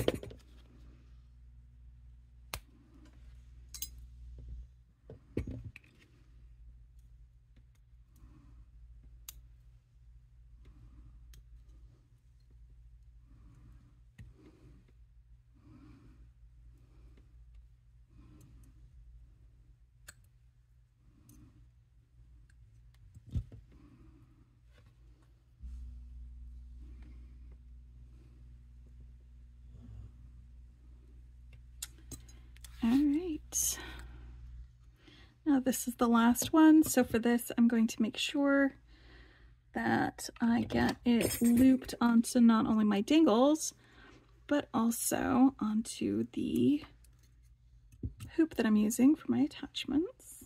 Whoop, where'd you go, buddy? All right. Do you guys ever have days where, like, your hands just aren't handsing like they should?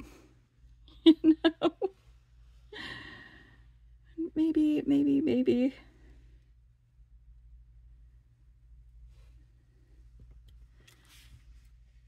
Your brain and your hands are just not communicating appropriately. Sometimes that happens to me.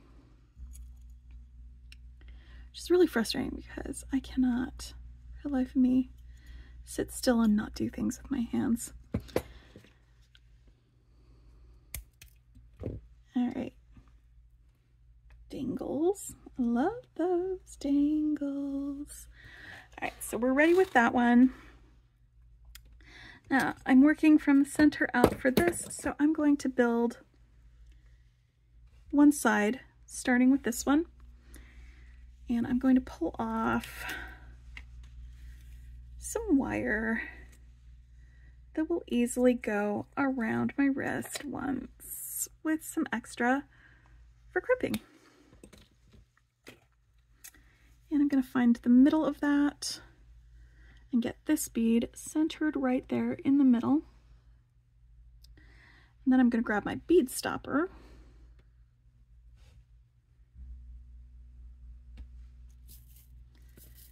and I'm just going to clamp down on one side.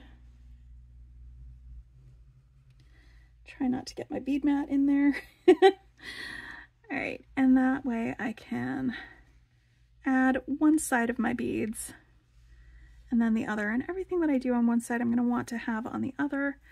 Why don't I split this up maybe in half and then half again? I don't know. That's not half. That's not half either. All right, I'm just going to start piling some of these chip beads on. They're going to go in between these quartz beads.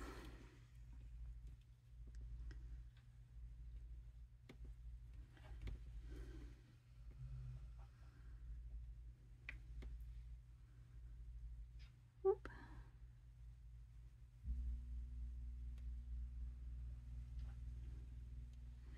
Finding holes in chip beads, that is definitely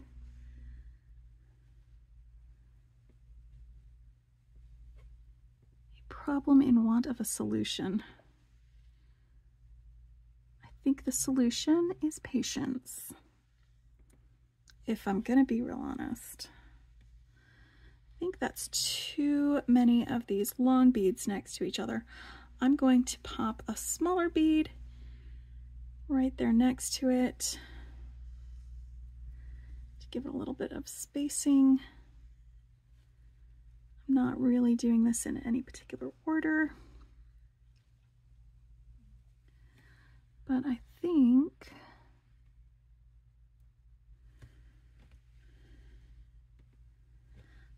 I want to put my next quartz bead on there and then fill out the rest of this with more of these. So I'm going to put on these pink guys, one of these green ones, a bit more of a nuggety bead, a small guy,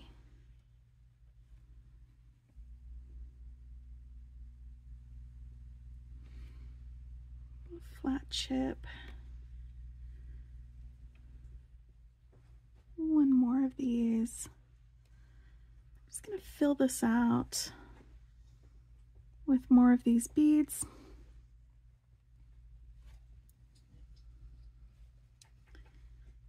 And then I'm going to start working on the other side so that we can get something that's a little bit on the matchy-matchy, if I can.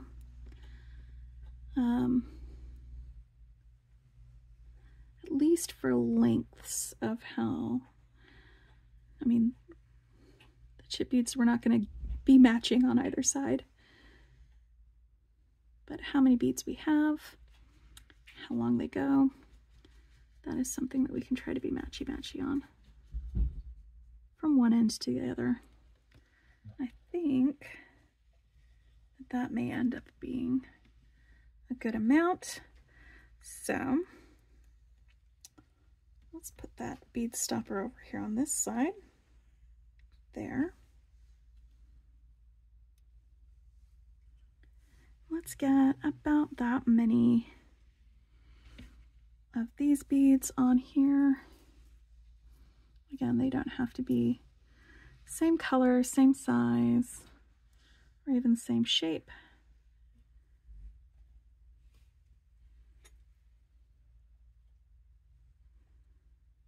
But I just want the length between these two to be similar.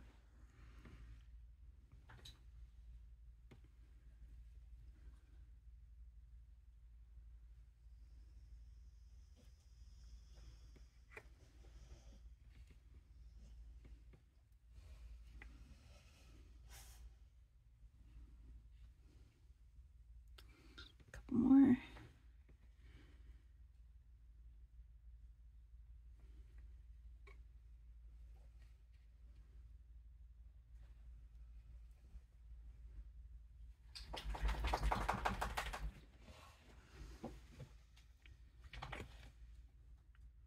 That's about right.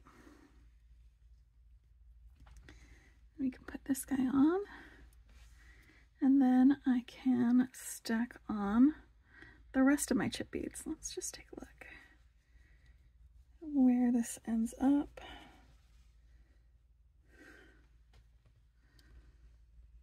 Yeah. All right, let's get the rest of these chip beads on here.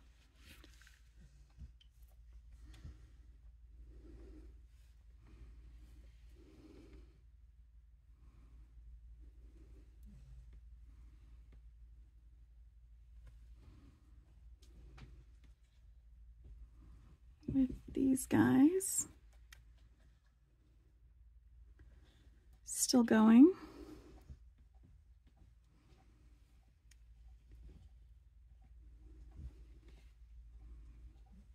Off we go.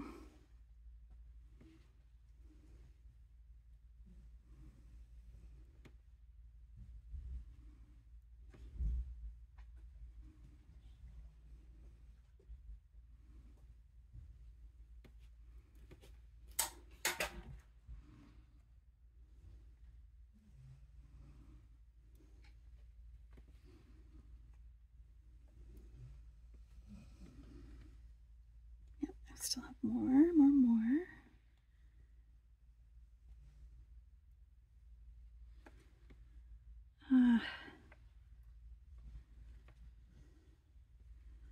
Love this. This is definitely chunky funky. With these guys, and then we're going to have a nice smooth accent strand to go with it. I think a couple more of these, and then I'm going to check length. I still have more chip beads that I can add if we want it to be a little bit longer. Right now that's even Stevens. So let's just check length and see where we're at with that. And that is, I think, going to be perfect. Especially since these are kind of smaller loops. So it's only going to take up maybe an inch, maybe a quarter or 3/4 of an inch of space in there. So having these beads so close together is actually a perfect length for a bracelet. I'm going to move these guys out of the way. Might add them to an earring or two maybe. And then I'm going to pop this on this end and grab a crimp. And I'm going to crimp this end onto my loop with my dangles.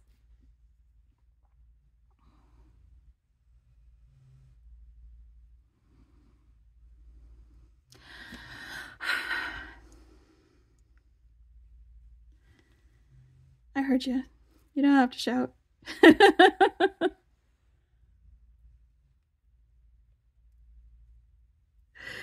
we go. All right.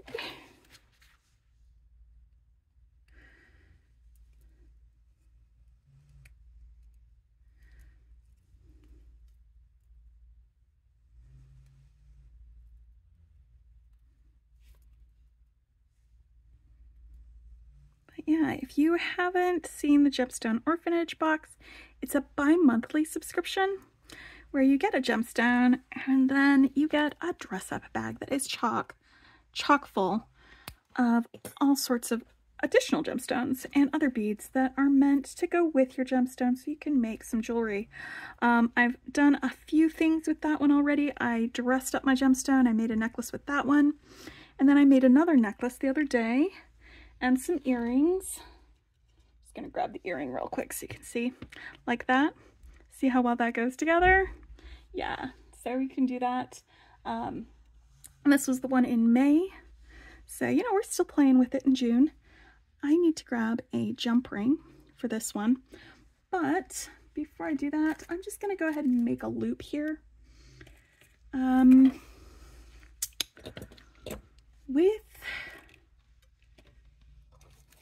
There they are. I almost lost one. There we go. And I'm putting links to where you can get most of these if you want to subscribe to some of these bead boxes. Not all of them are subscriptions, but where you can find most of them that I'm using in this project. All right, so I'm just making a loop, and then I'll attach a jump ring to the loop and to this a little bit later. I just don't want to interrupt this now to go and get that. Not when we are so close to being done.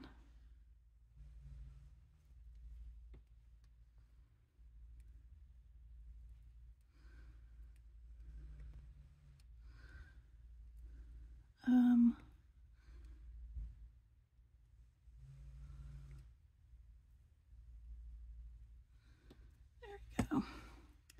That's much better.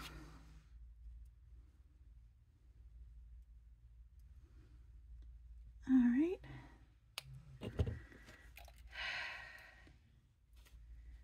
And now we're gonna have these guys, and I don't know if this is gonna be enough beads for that. I may need to add some extra beads or maybe some extra spacers. I've got the daisy spacers. That'll add us some stuff up for us, but I think, well, let's just add them down to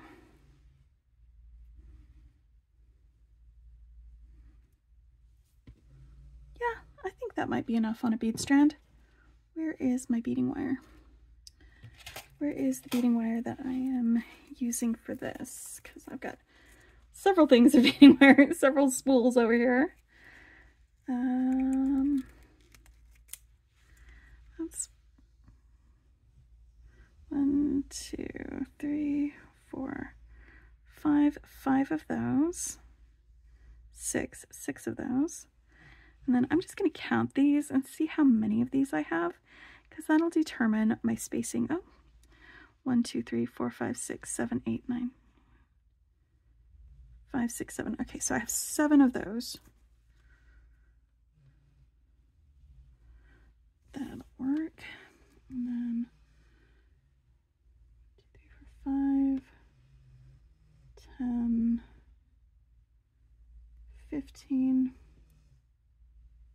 20, 25, 34. All right. So 7 and 34.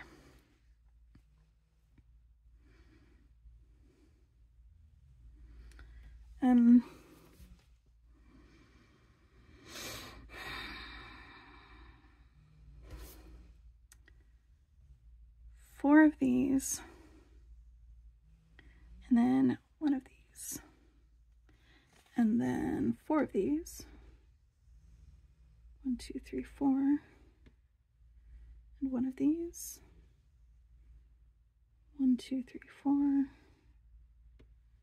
1 of these. 1, 2, 3, 4. 1 of these. That's 5, not 4. 2, 3, 4. 1 of those. I'm just figuring out my spacing for this. And then 1, 2, 3, 4.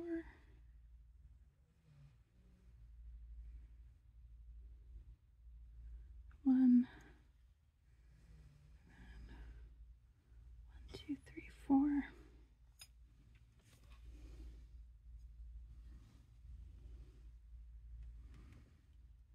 And then 1, 2, 3, 4. Like that.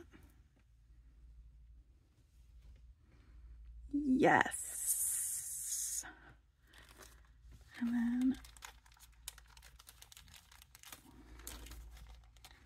just gonna pop these guys in there if I need to. Maybe.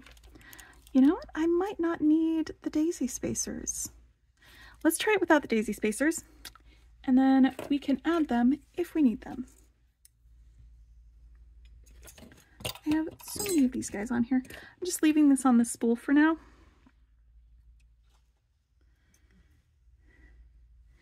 I'm just going to go across here from right to left. This end is a little bit bendy.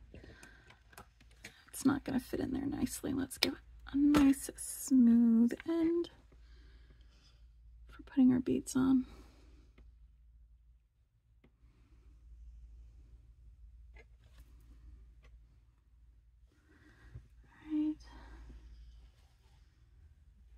Come on, friend.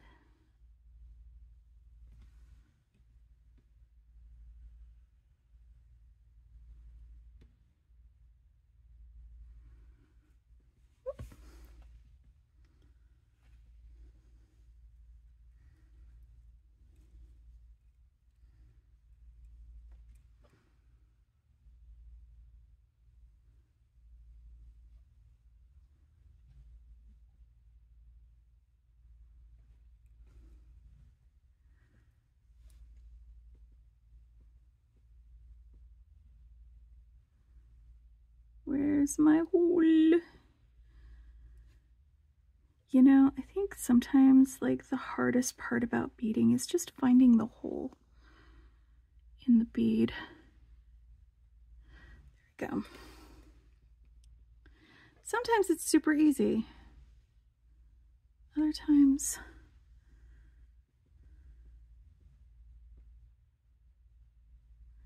It's a struggle. Well, yeah, actually, I really like that without the spacers. I love it without the spacers. It's just light and airy, and all the pastel dreams that you have ever wanted and wondered and needed in your life.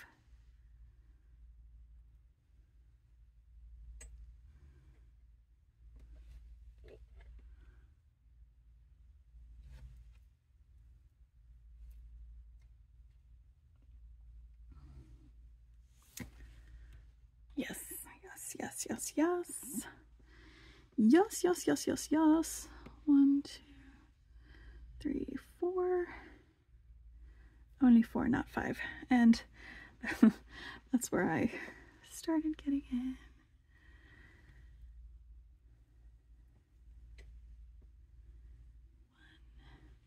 1, 2, 3, 4.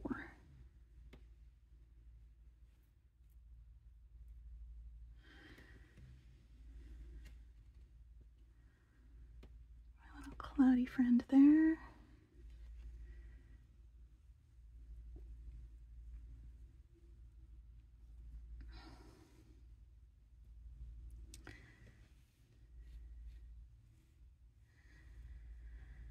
Alright. 1, 2, 3, 4.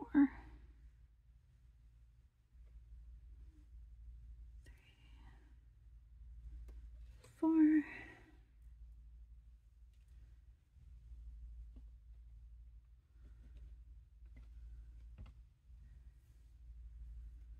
Then this.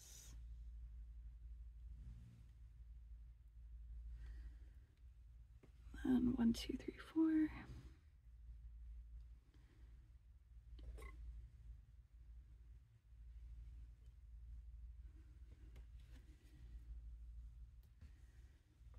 All right, now maybe I do need those spacers.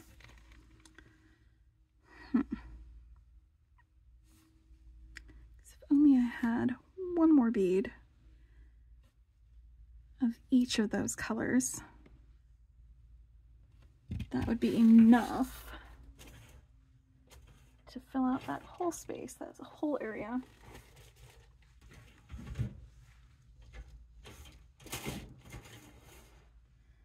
Where did I put?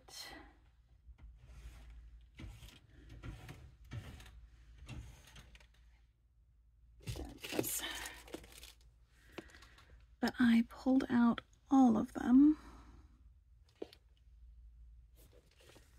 I might be able to fudge it with one of these. Let's try it.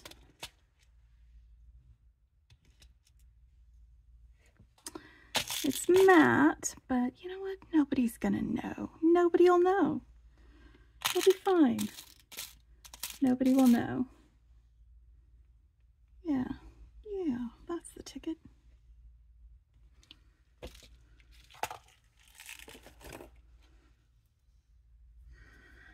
Just gonna try it, see how I like it.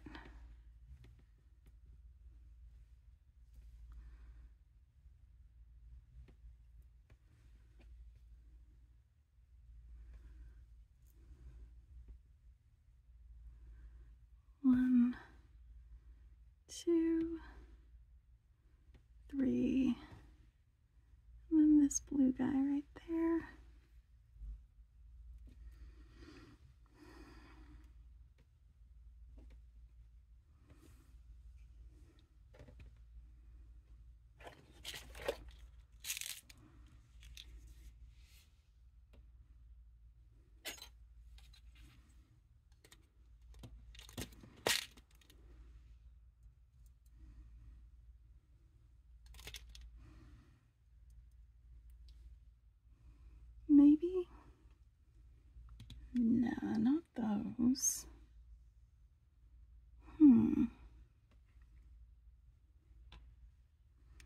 know. One of these guys, so that we're sticking with pastels. Just right there on the ends, just to fill it out a little bit and make it so it's the same length as the other. And it'll tie in a little bit more with these guys if that's on there. All right, there we go. We fixed it. We fixed it. All right, I'm going to scooch this closer to the end of this wire. Pop this guy on here and then make myself a little loop with my crimper.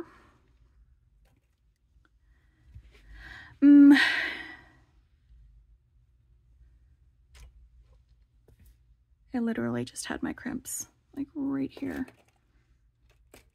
Right here. What did I do with them? Friends, am I losing it? Am I taking crazy pills? Did I?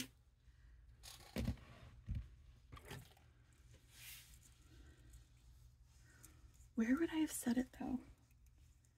Like, it was in my hand and then I grabbed my crimper and then I had these over here. Let's move that out of the way. Y'all, I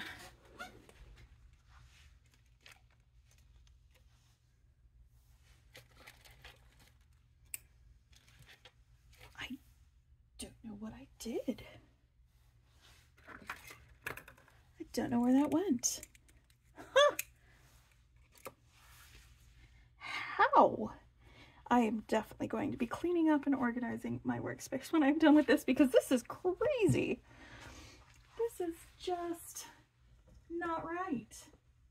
How did I do that? I need to know how did I do that? Oop. Hold on. I'm just checking on my other bead board to see if I have one over there. Nope, not on that one.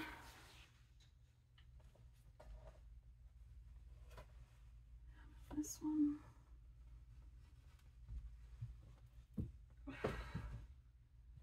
How did I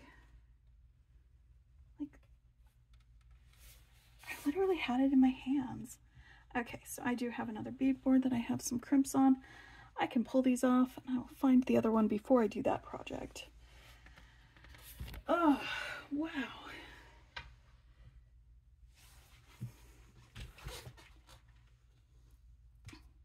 You know, I'm gonna finish filming this and I'm gonna find it right away. That's how it's gonna work. I'm gonna be like, oh, of course that's where it was. That whole time. Of course. All right. Let's make our loop. Let's get a lobster clasp. Let's finish this up. Because,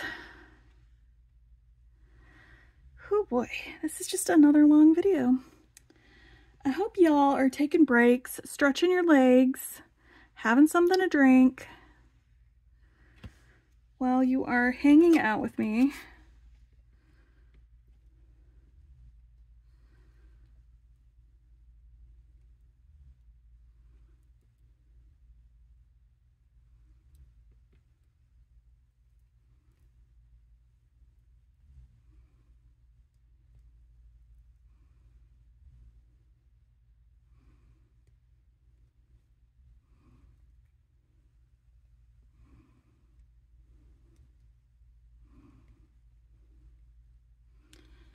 Alright, so my first crimp was not centered, and it was a little on the ugly side.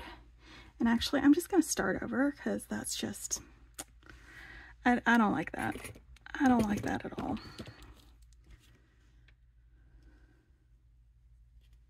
I was still distracted by where the heck my crimps went, because they were right here. Like, I literally had them in my hands like a minute ago when I was doing this one. That's just... That ain't right. All right, well, let's do this one. So yeah, pay attention when you're doing these, because otherwise you'll end up with kind of a little mangled mess like that one was. I mean, it still would have held.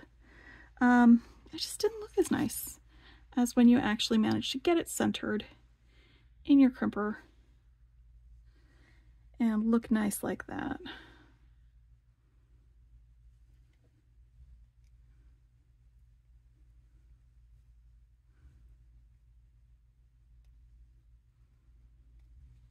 That's much better.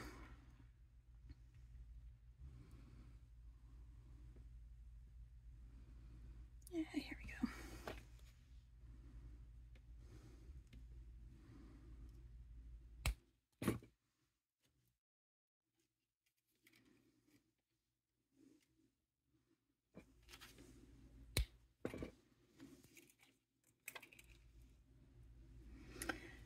Right.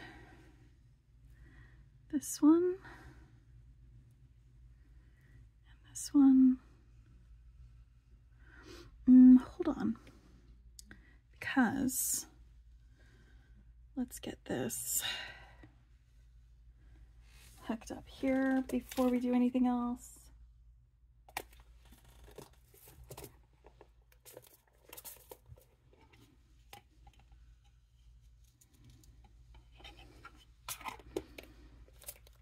So I can make sure that my loop on the other side is going to be the right size.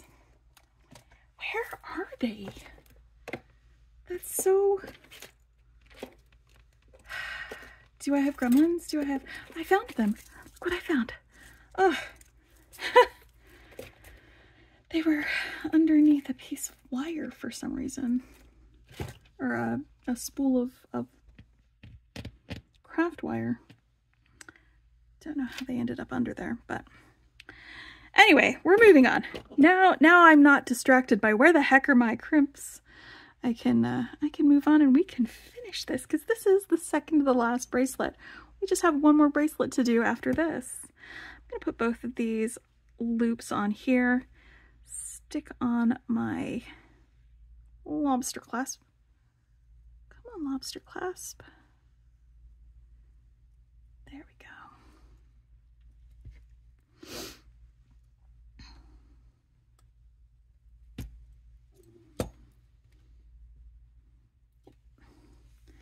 Now, whoop, hold on. This is the part that I need to scooch that guy down.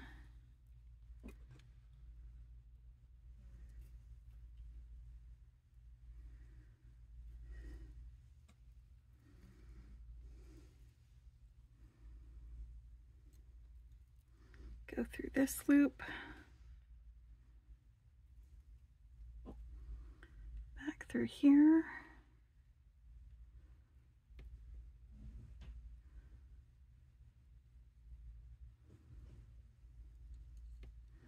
Now I can adjust this loop so it is the size that I want it to be.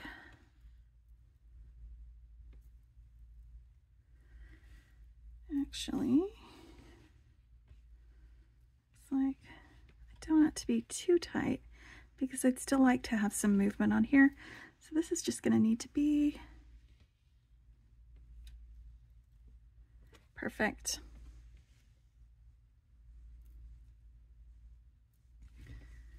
Go.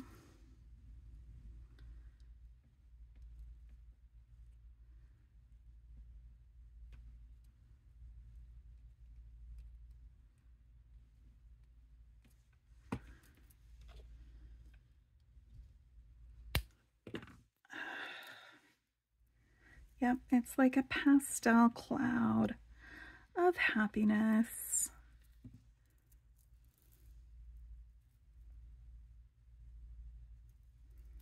Love it. Love it.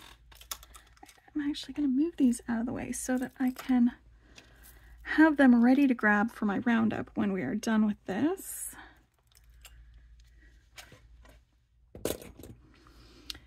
Whew. Now, I'm going to be using some beads from the Adornable Elements 2-hole bead and seed bead and fire polish beads of the month clubs. So what I have here with these, and these actually came in the,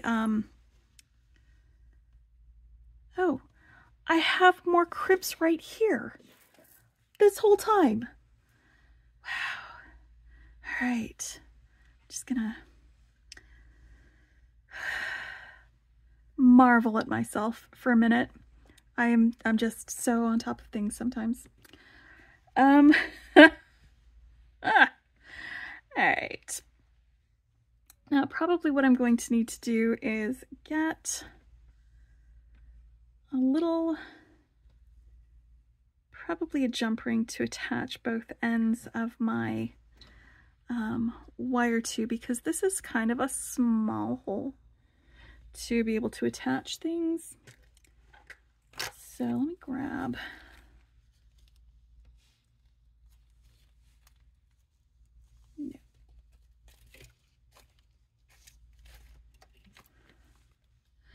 I'm gonna use those. Grab a jump ring for that, and we can use that for 2 ends of that, and we can use 2 jump rings, 1 small and 1 large for this one.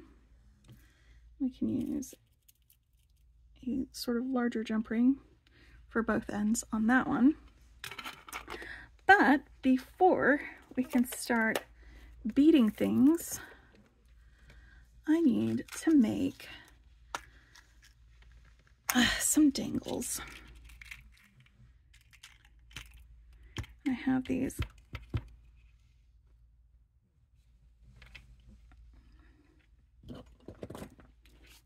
larger fire polish beads.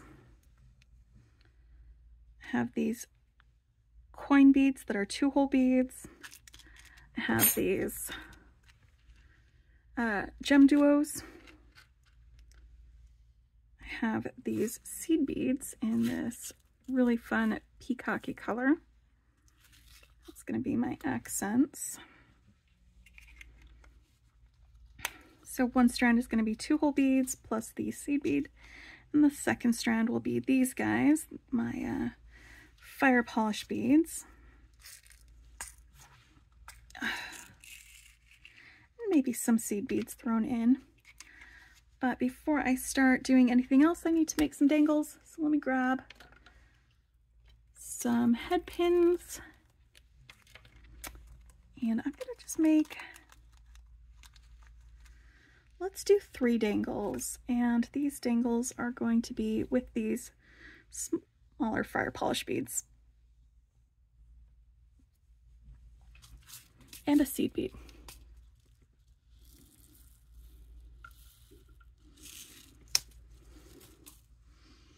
So for these dangles, it's going to be a seed bead, fire polish seed bead, like that. I'm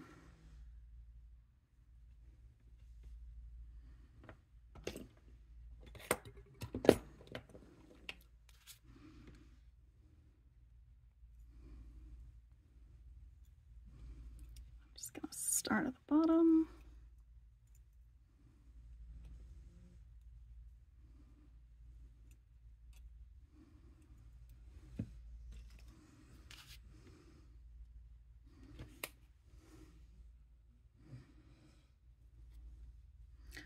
Do the next one, seed bead, fire polish seed bead.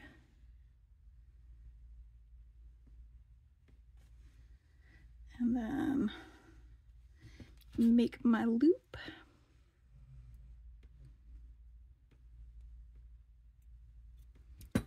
And attach my first loop.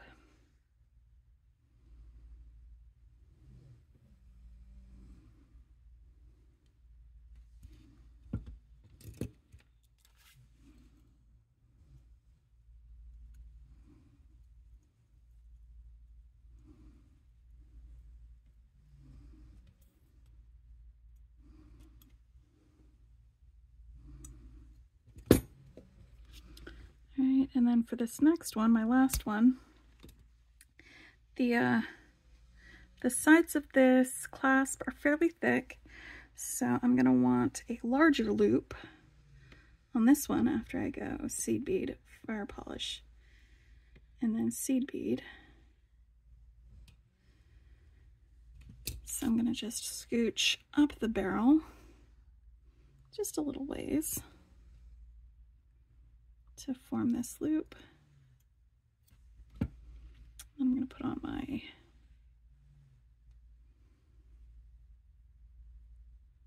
toggle clasp, the other dangles, and then we're going to hold on to this and wrap that.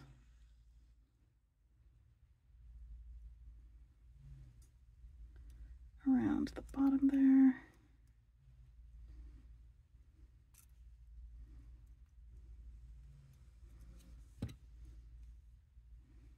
So now I've got some dangles. Let me cut off my excess wire here. There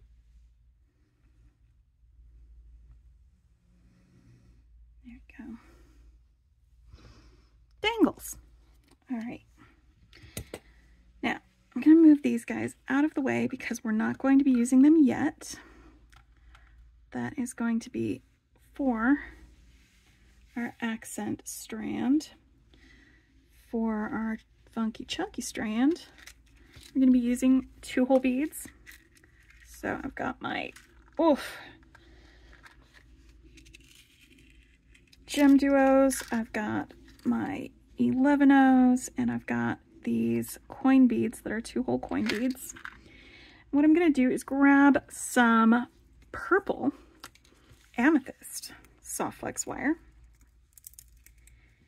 and I'm going to measure off enough wire that it's going to go around my wrist with some extra, like all the way around with a little bit of extra, because we want to be able to crimp, but also that's going to give me some wiggle room for sizing, even though we're going to have a clasp that's going to take up some space. I want to make sure that I have plenty of space for that. And then I am going to cut that and then measure a second strand.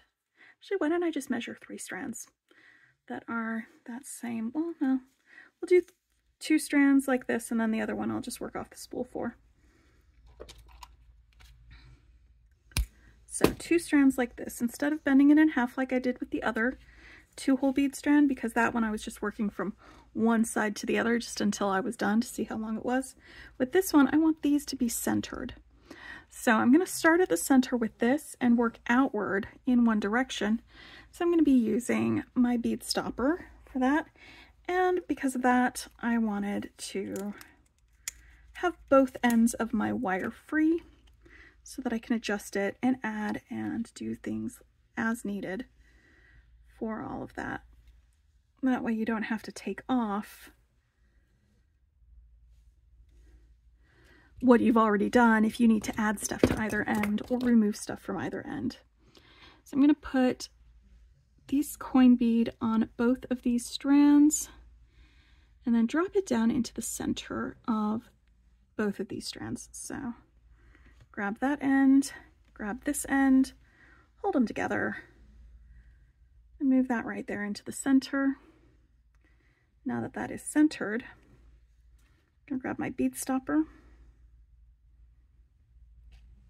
You can put both strands, each of them, through one of these openings in the bead stopper, one of these coils, and that'll hold both of these at the same time.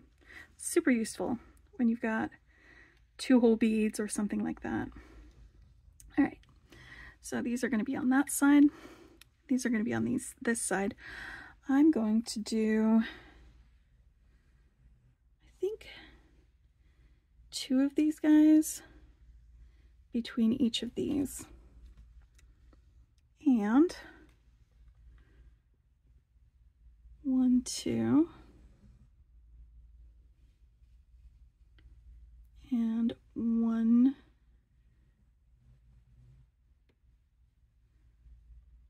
1,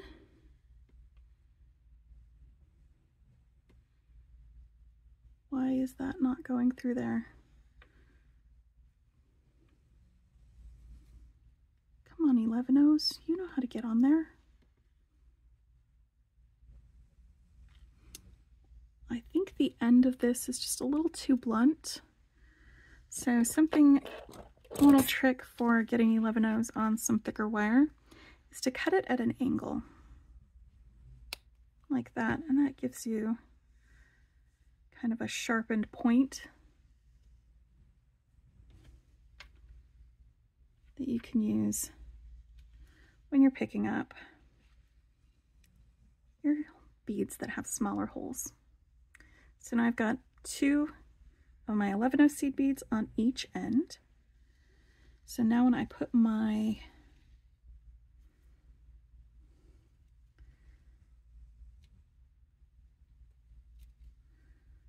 gem duo on, and gem duos have a top side and a back side.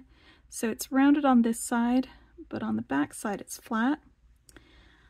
When I have this type of 2-hole bead, I like to line them up so that I make sure that I'm going through the correct holes so that it ends up on the same side, so that all of these have the bump on one side and not on the other. So I'll just line them up so that they're all in the same orientation. And because I'm going through both holes at the same time, it might not be as chancy for me to go through the wrong way, but it's still going to be helpful for me to have them lined up like that, so that I have my round side on one side and my flat side on another. There we go. So I have my 2 seed beads. That gives me enough space then between this one and my gem duo. I'm going to do 3 seed beads between my gem duos. So it's 2 after my coin bead, and then my gem duo, and then 3 seed beads. 1, 2, 3, and that's on each strand. 1, 2, 3, and then another gem duo. Again, I'm going to hold it in such a way that when it drops down here, it will be facing the correct orientation.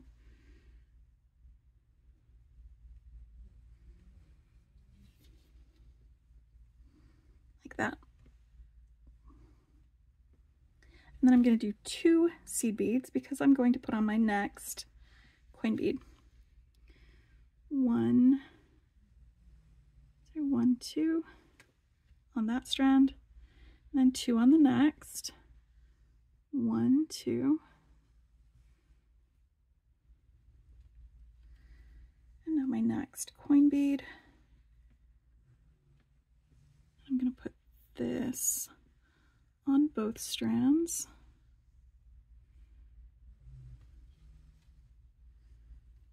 Like that.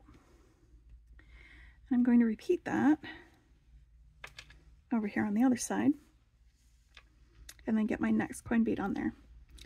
So 2 11-O's on each strand.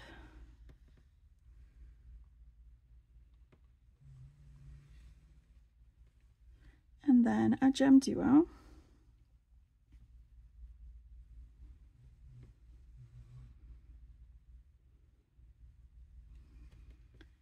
And then 3 11-O's.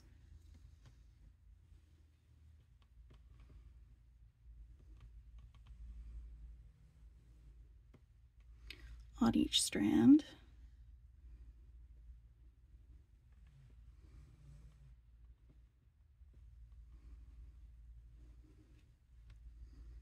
And the coin bead. Oh no, another gem duo, not the coin bead. Because I have 2 gem duos between each of the coin beads. And again, like with the other one, you can adjust the tension between these 2 sides to kind of help it straighten out a little bit if you need to as you're going. So let's get these guys in here. String this guy on, just like that. I love the way that that looks. 1, 2, not 3, and 1. Come on, buddy. 1, 2, and now the coin bead.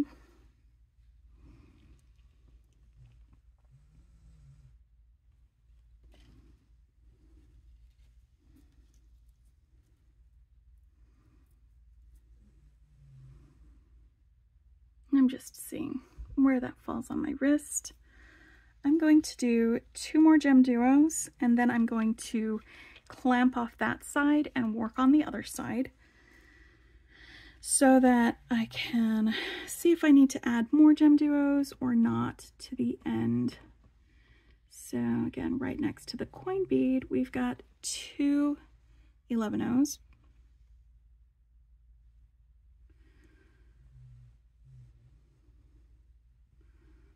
One,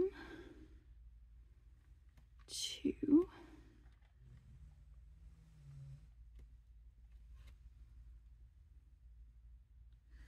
and then a gem duo. Let's get a little wavy. Let's work on our tension. You don't need to pull it tight, just make it even.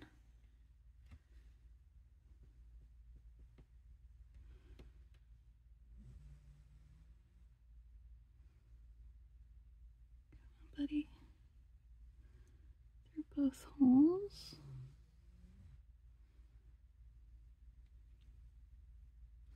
All right, and then 3 11-ohs. 1, 2, 3, and 1, 2, 3.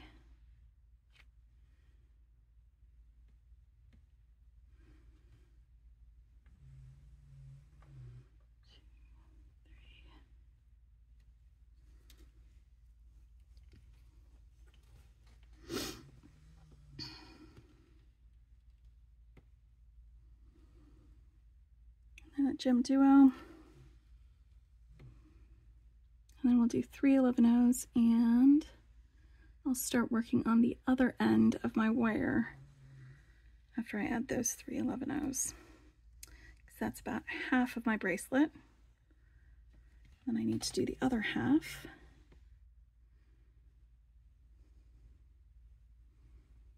One, 2,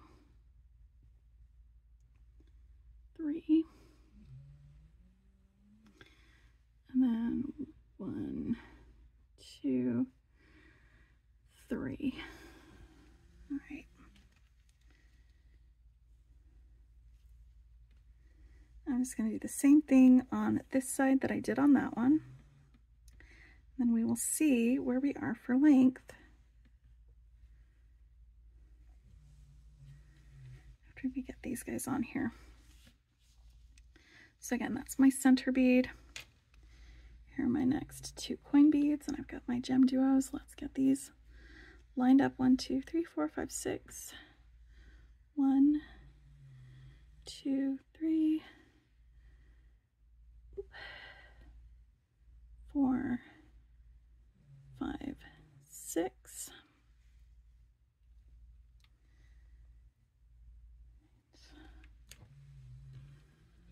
Two 11-ohs on each strand.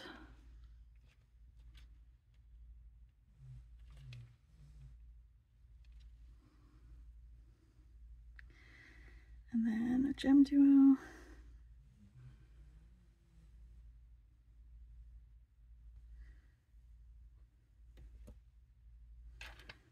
And 1, 2, 3. And 1, 2, 3.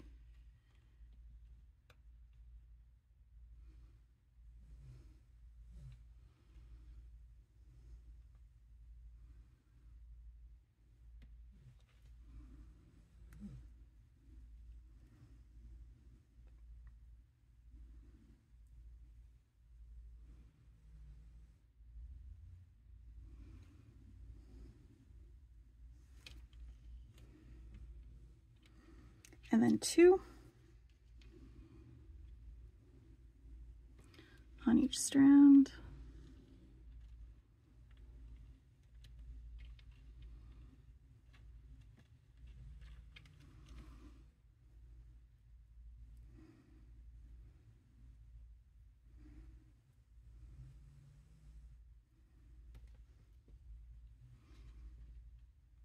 Put our coin beads on, and then do another repeat of that.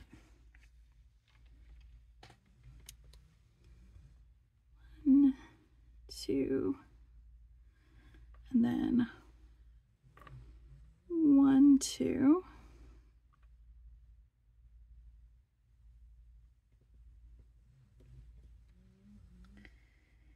and a gem duo.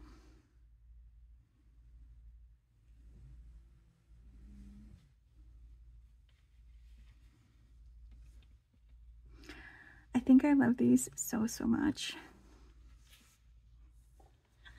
I just really do. Sorry, I'm stopping to admire my work. I know. We gotta get finished up, but sometimes you've got to do that. Sometimes you just have to do it. Just to say, you know what, I like it. And sometimes it serves a purpose too, for you to look at it and decide, you know what, actually I don't like that, and then you can change your mind. So it's good to stop and look at what you've done. Look what you've done. 1, 2, 3, 1, 2, 3.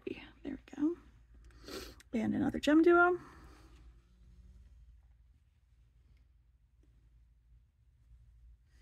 I mean, we've made it this far, right? We can keep going all the way to the end. All the way to the end. Finish strong. 1, 2. And 1, 2.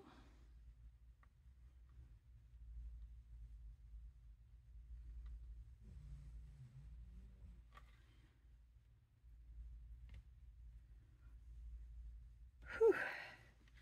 You know, I think this one might actually be longer than part 1 at this point. But that's okay, because we are almost done. We are so close to finished. We can keep going. We can do it. All right. I'm going to add just 2 more gem duos, and then we're going to check the length, see where we're at, and see if we need to add more beads, more gem duos, or if this is going to be long enough for a bracelet, and we can start on the fire polish bead strand.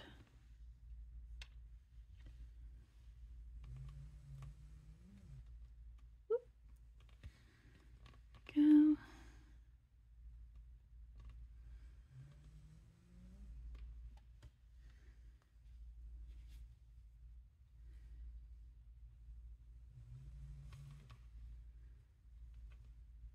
One, 2, 3.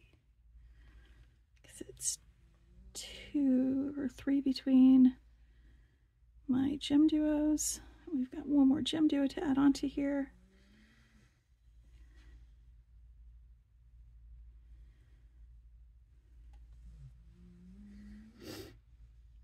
I'm going to add 3 more of these and then check my length. 1, 2, 3. And 1, 2, 3. And our toggle clasp is probably going to add about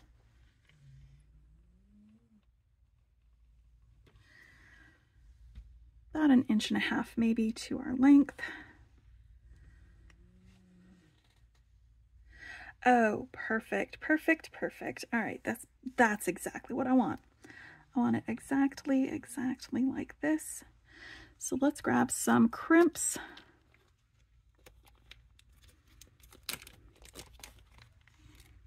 I'm gonna put the rest of these gem duos away because I am done with those. So I used all 5 of the coin beads that came in that box, but I only used 1, 2, 3, 4, 5, 6. I only used 12 of my gem duos, so I still have plenty more of those.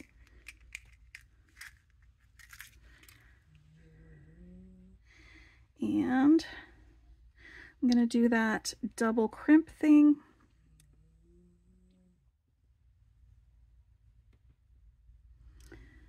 where we bring the crimp together, or we bring the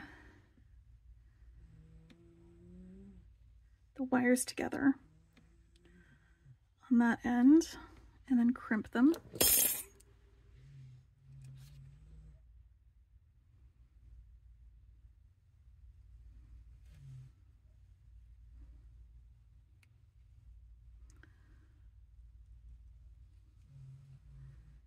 I think I flattened that instead of making it into a circle, but that's going to be okay because I just rounded out the edges.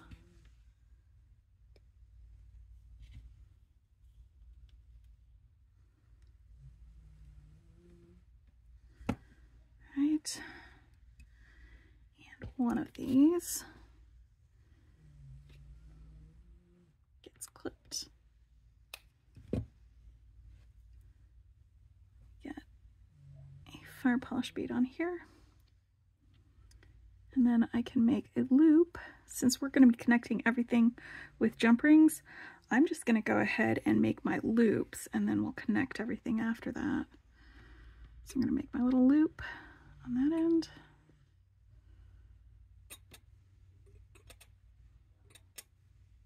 Between, I've got my little bead between my crimps.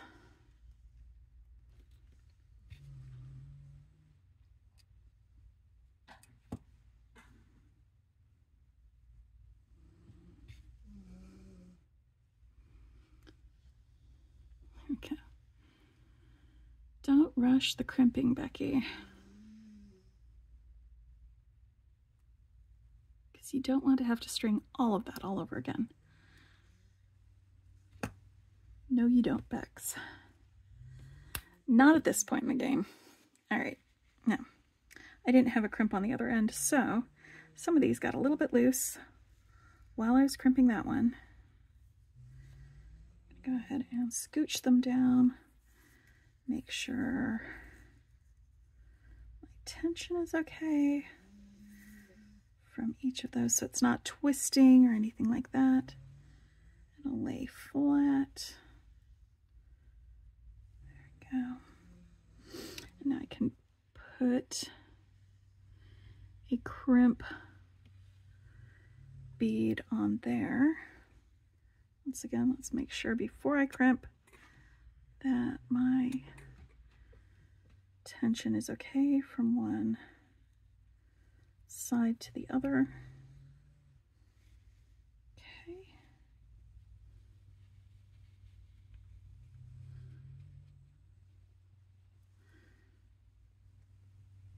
There we go. Now I'm going to make sure that's centered. And then crimp all the way around. Gonna take the short end and cut that off. Stick a little fire polish bead on here. Add another crimp.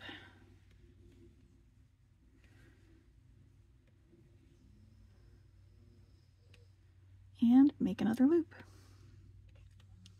Like I said, everything is getting connected with jump rings, so I can make my loops ahead of time and then connect everything up after we get it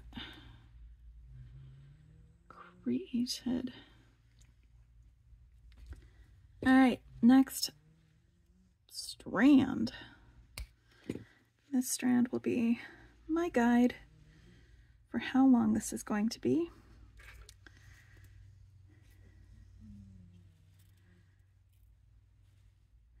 And I think what I want to do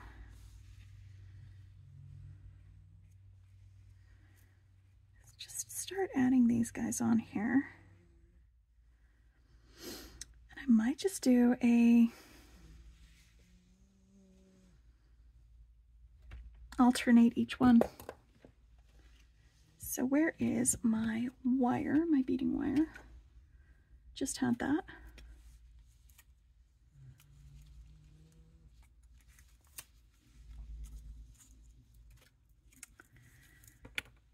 Let's do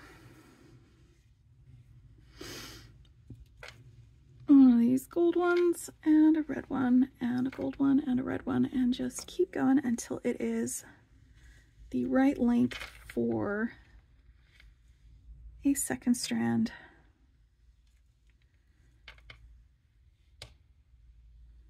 For this bracelet.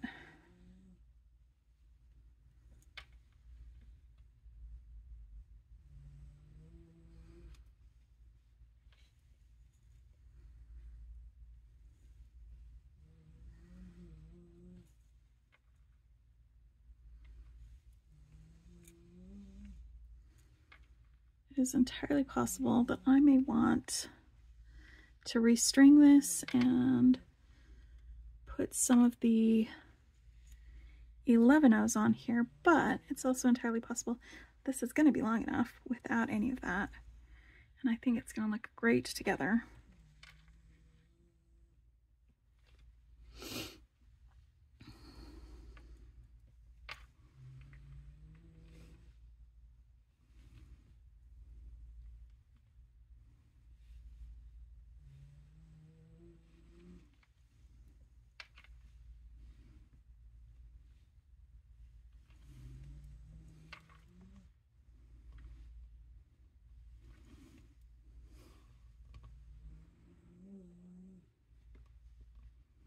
So yeah, this is our accent thread. And it does not need to be fancy. That's going to end up being actually quite perfect, I think.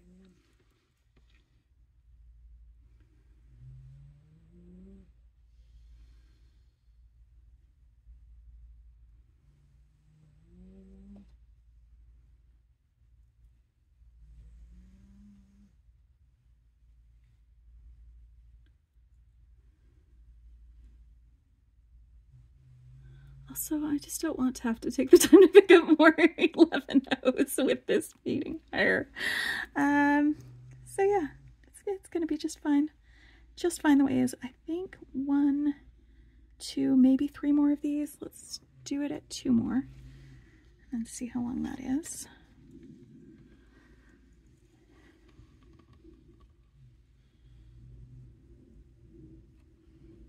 One, 2.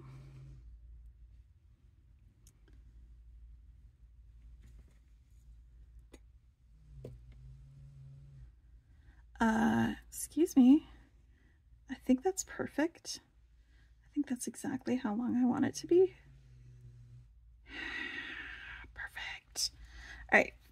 Let's move these guys out of the way. Let's get ourselves a loop on this end. Then we'll start getting this connected, and then we'll work on the loop on the other end.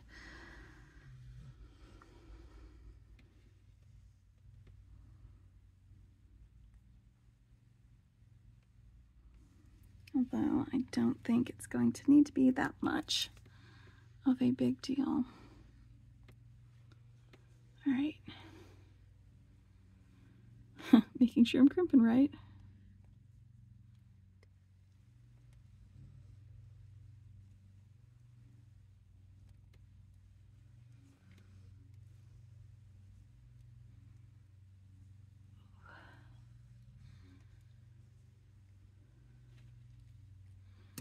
Now, I have been working on this straight through lunch. So when I'm done with this, I'm going to go get something to eat.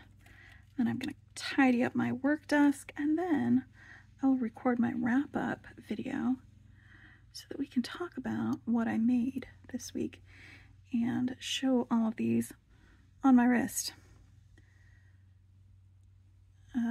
Yeah, actually, that's going to be perfect, I think.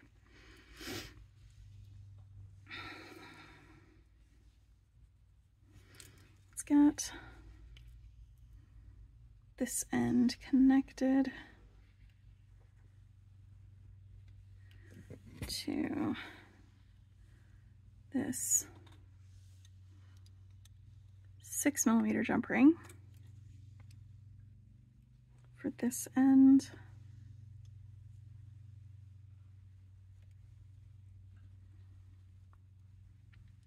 And that.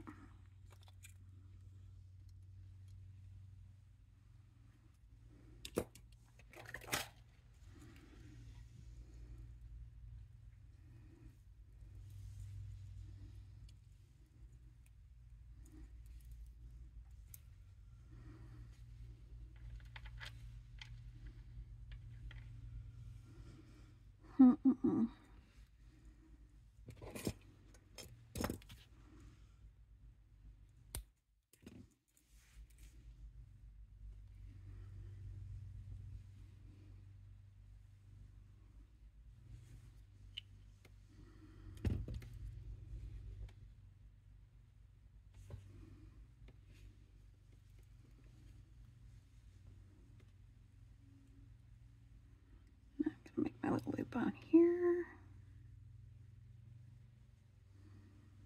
This side, and this loop.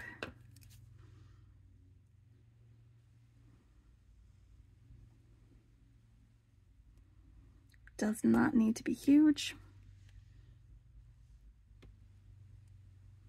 Just want to make sure that I have enough space between the crimp, the bead next to it, so that I can get a proper crimp.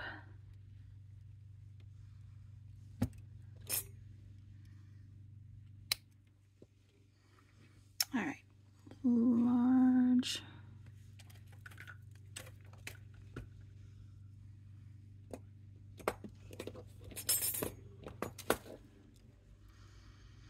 So the 6mm jump ring connects these two together, just like that one does on that end. Let's make sure that they are looped the same way. So let's go this one first, and then this one, so that they hang nicely. Just checking my drape.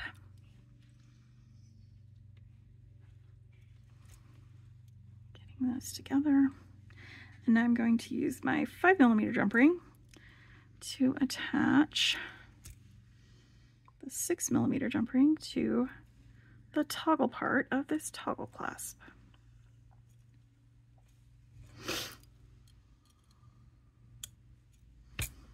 There you go. Let's make sure that goes through perfectly. All right. So real quick wrap up, just for what we made in this video. I made this one with the 2-hole beads, seed beads, and the Check Glass Fire Polish Beads of the Month Club from Adornable Elements. We made this light as a cloud chip bead pastel dream one from the Gemstone Orphanage box that we got from May. We made, where'd you go? We made this rainbow one out of items from the SilverSilk pop-up shop for the Pride pop-up shop. We made this one from the Earth's Wonders Sam's bead box. And we made this one from the curated collection from Beads to Live By. This was from the Seed Beads subscription and the 2-hole beads subscription. And then yesterday, we made this one with our bargain bead box. We made this with the starts with a soft flex design kit. This is the Turtle Love design kit. We made this one with the Modern Bohemian Jesse James Beads Magical Mystery Bead Box, and can't forget our super fruity, citrus flavored beads from the dollar bead box and dollar bead bag. I used some fire polish beads from there. So that is 1, 2, 3, 4, 5, 6, 7, 8, 9 bracelets that we all made that are the same style, the same design, but they are so wildly different because we used different materials, different ways of constructing them. And I hope this serves as some inspiration that makes you want to grab some of your beads and make some dangles, and then put a couple of strands on there so that you can have something that is just fun and funky and just a lot of fun to wear and a lot of fun to make. I will put links to the unboxings for all of these and also where I got this from the SilverSilk site. I'll also put a link to the part 1 in the description below, and I will see y'all later when I do my wrap up. Bye for now. Bye!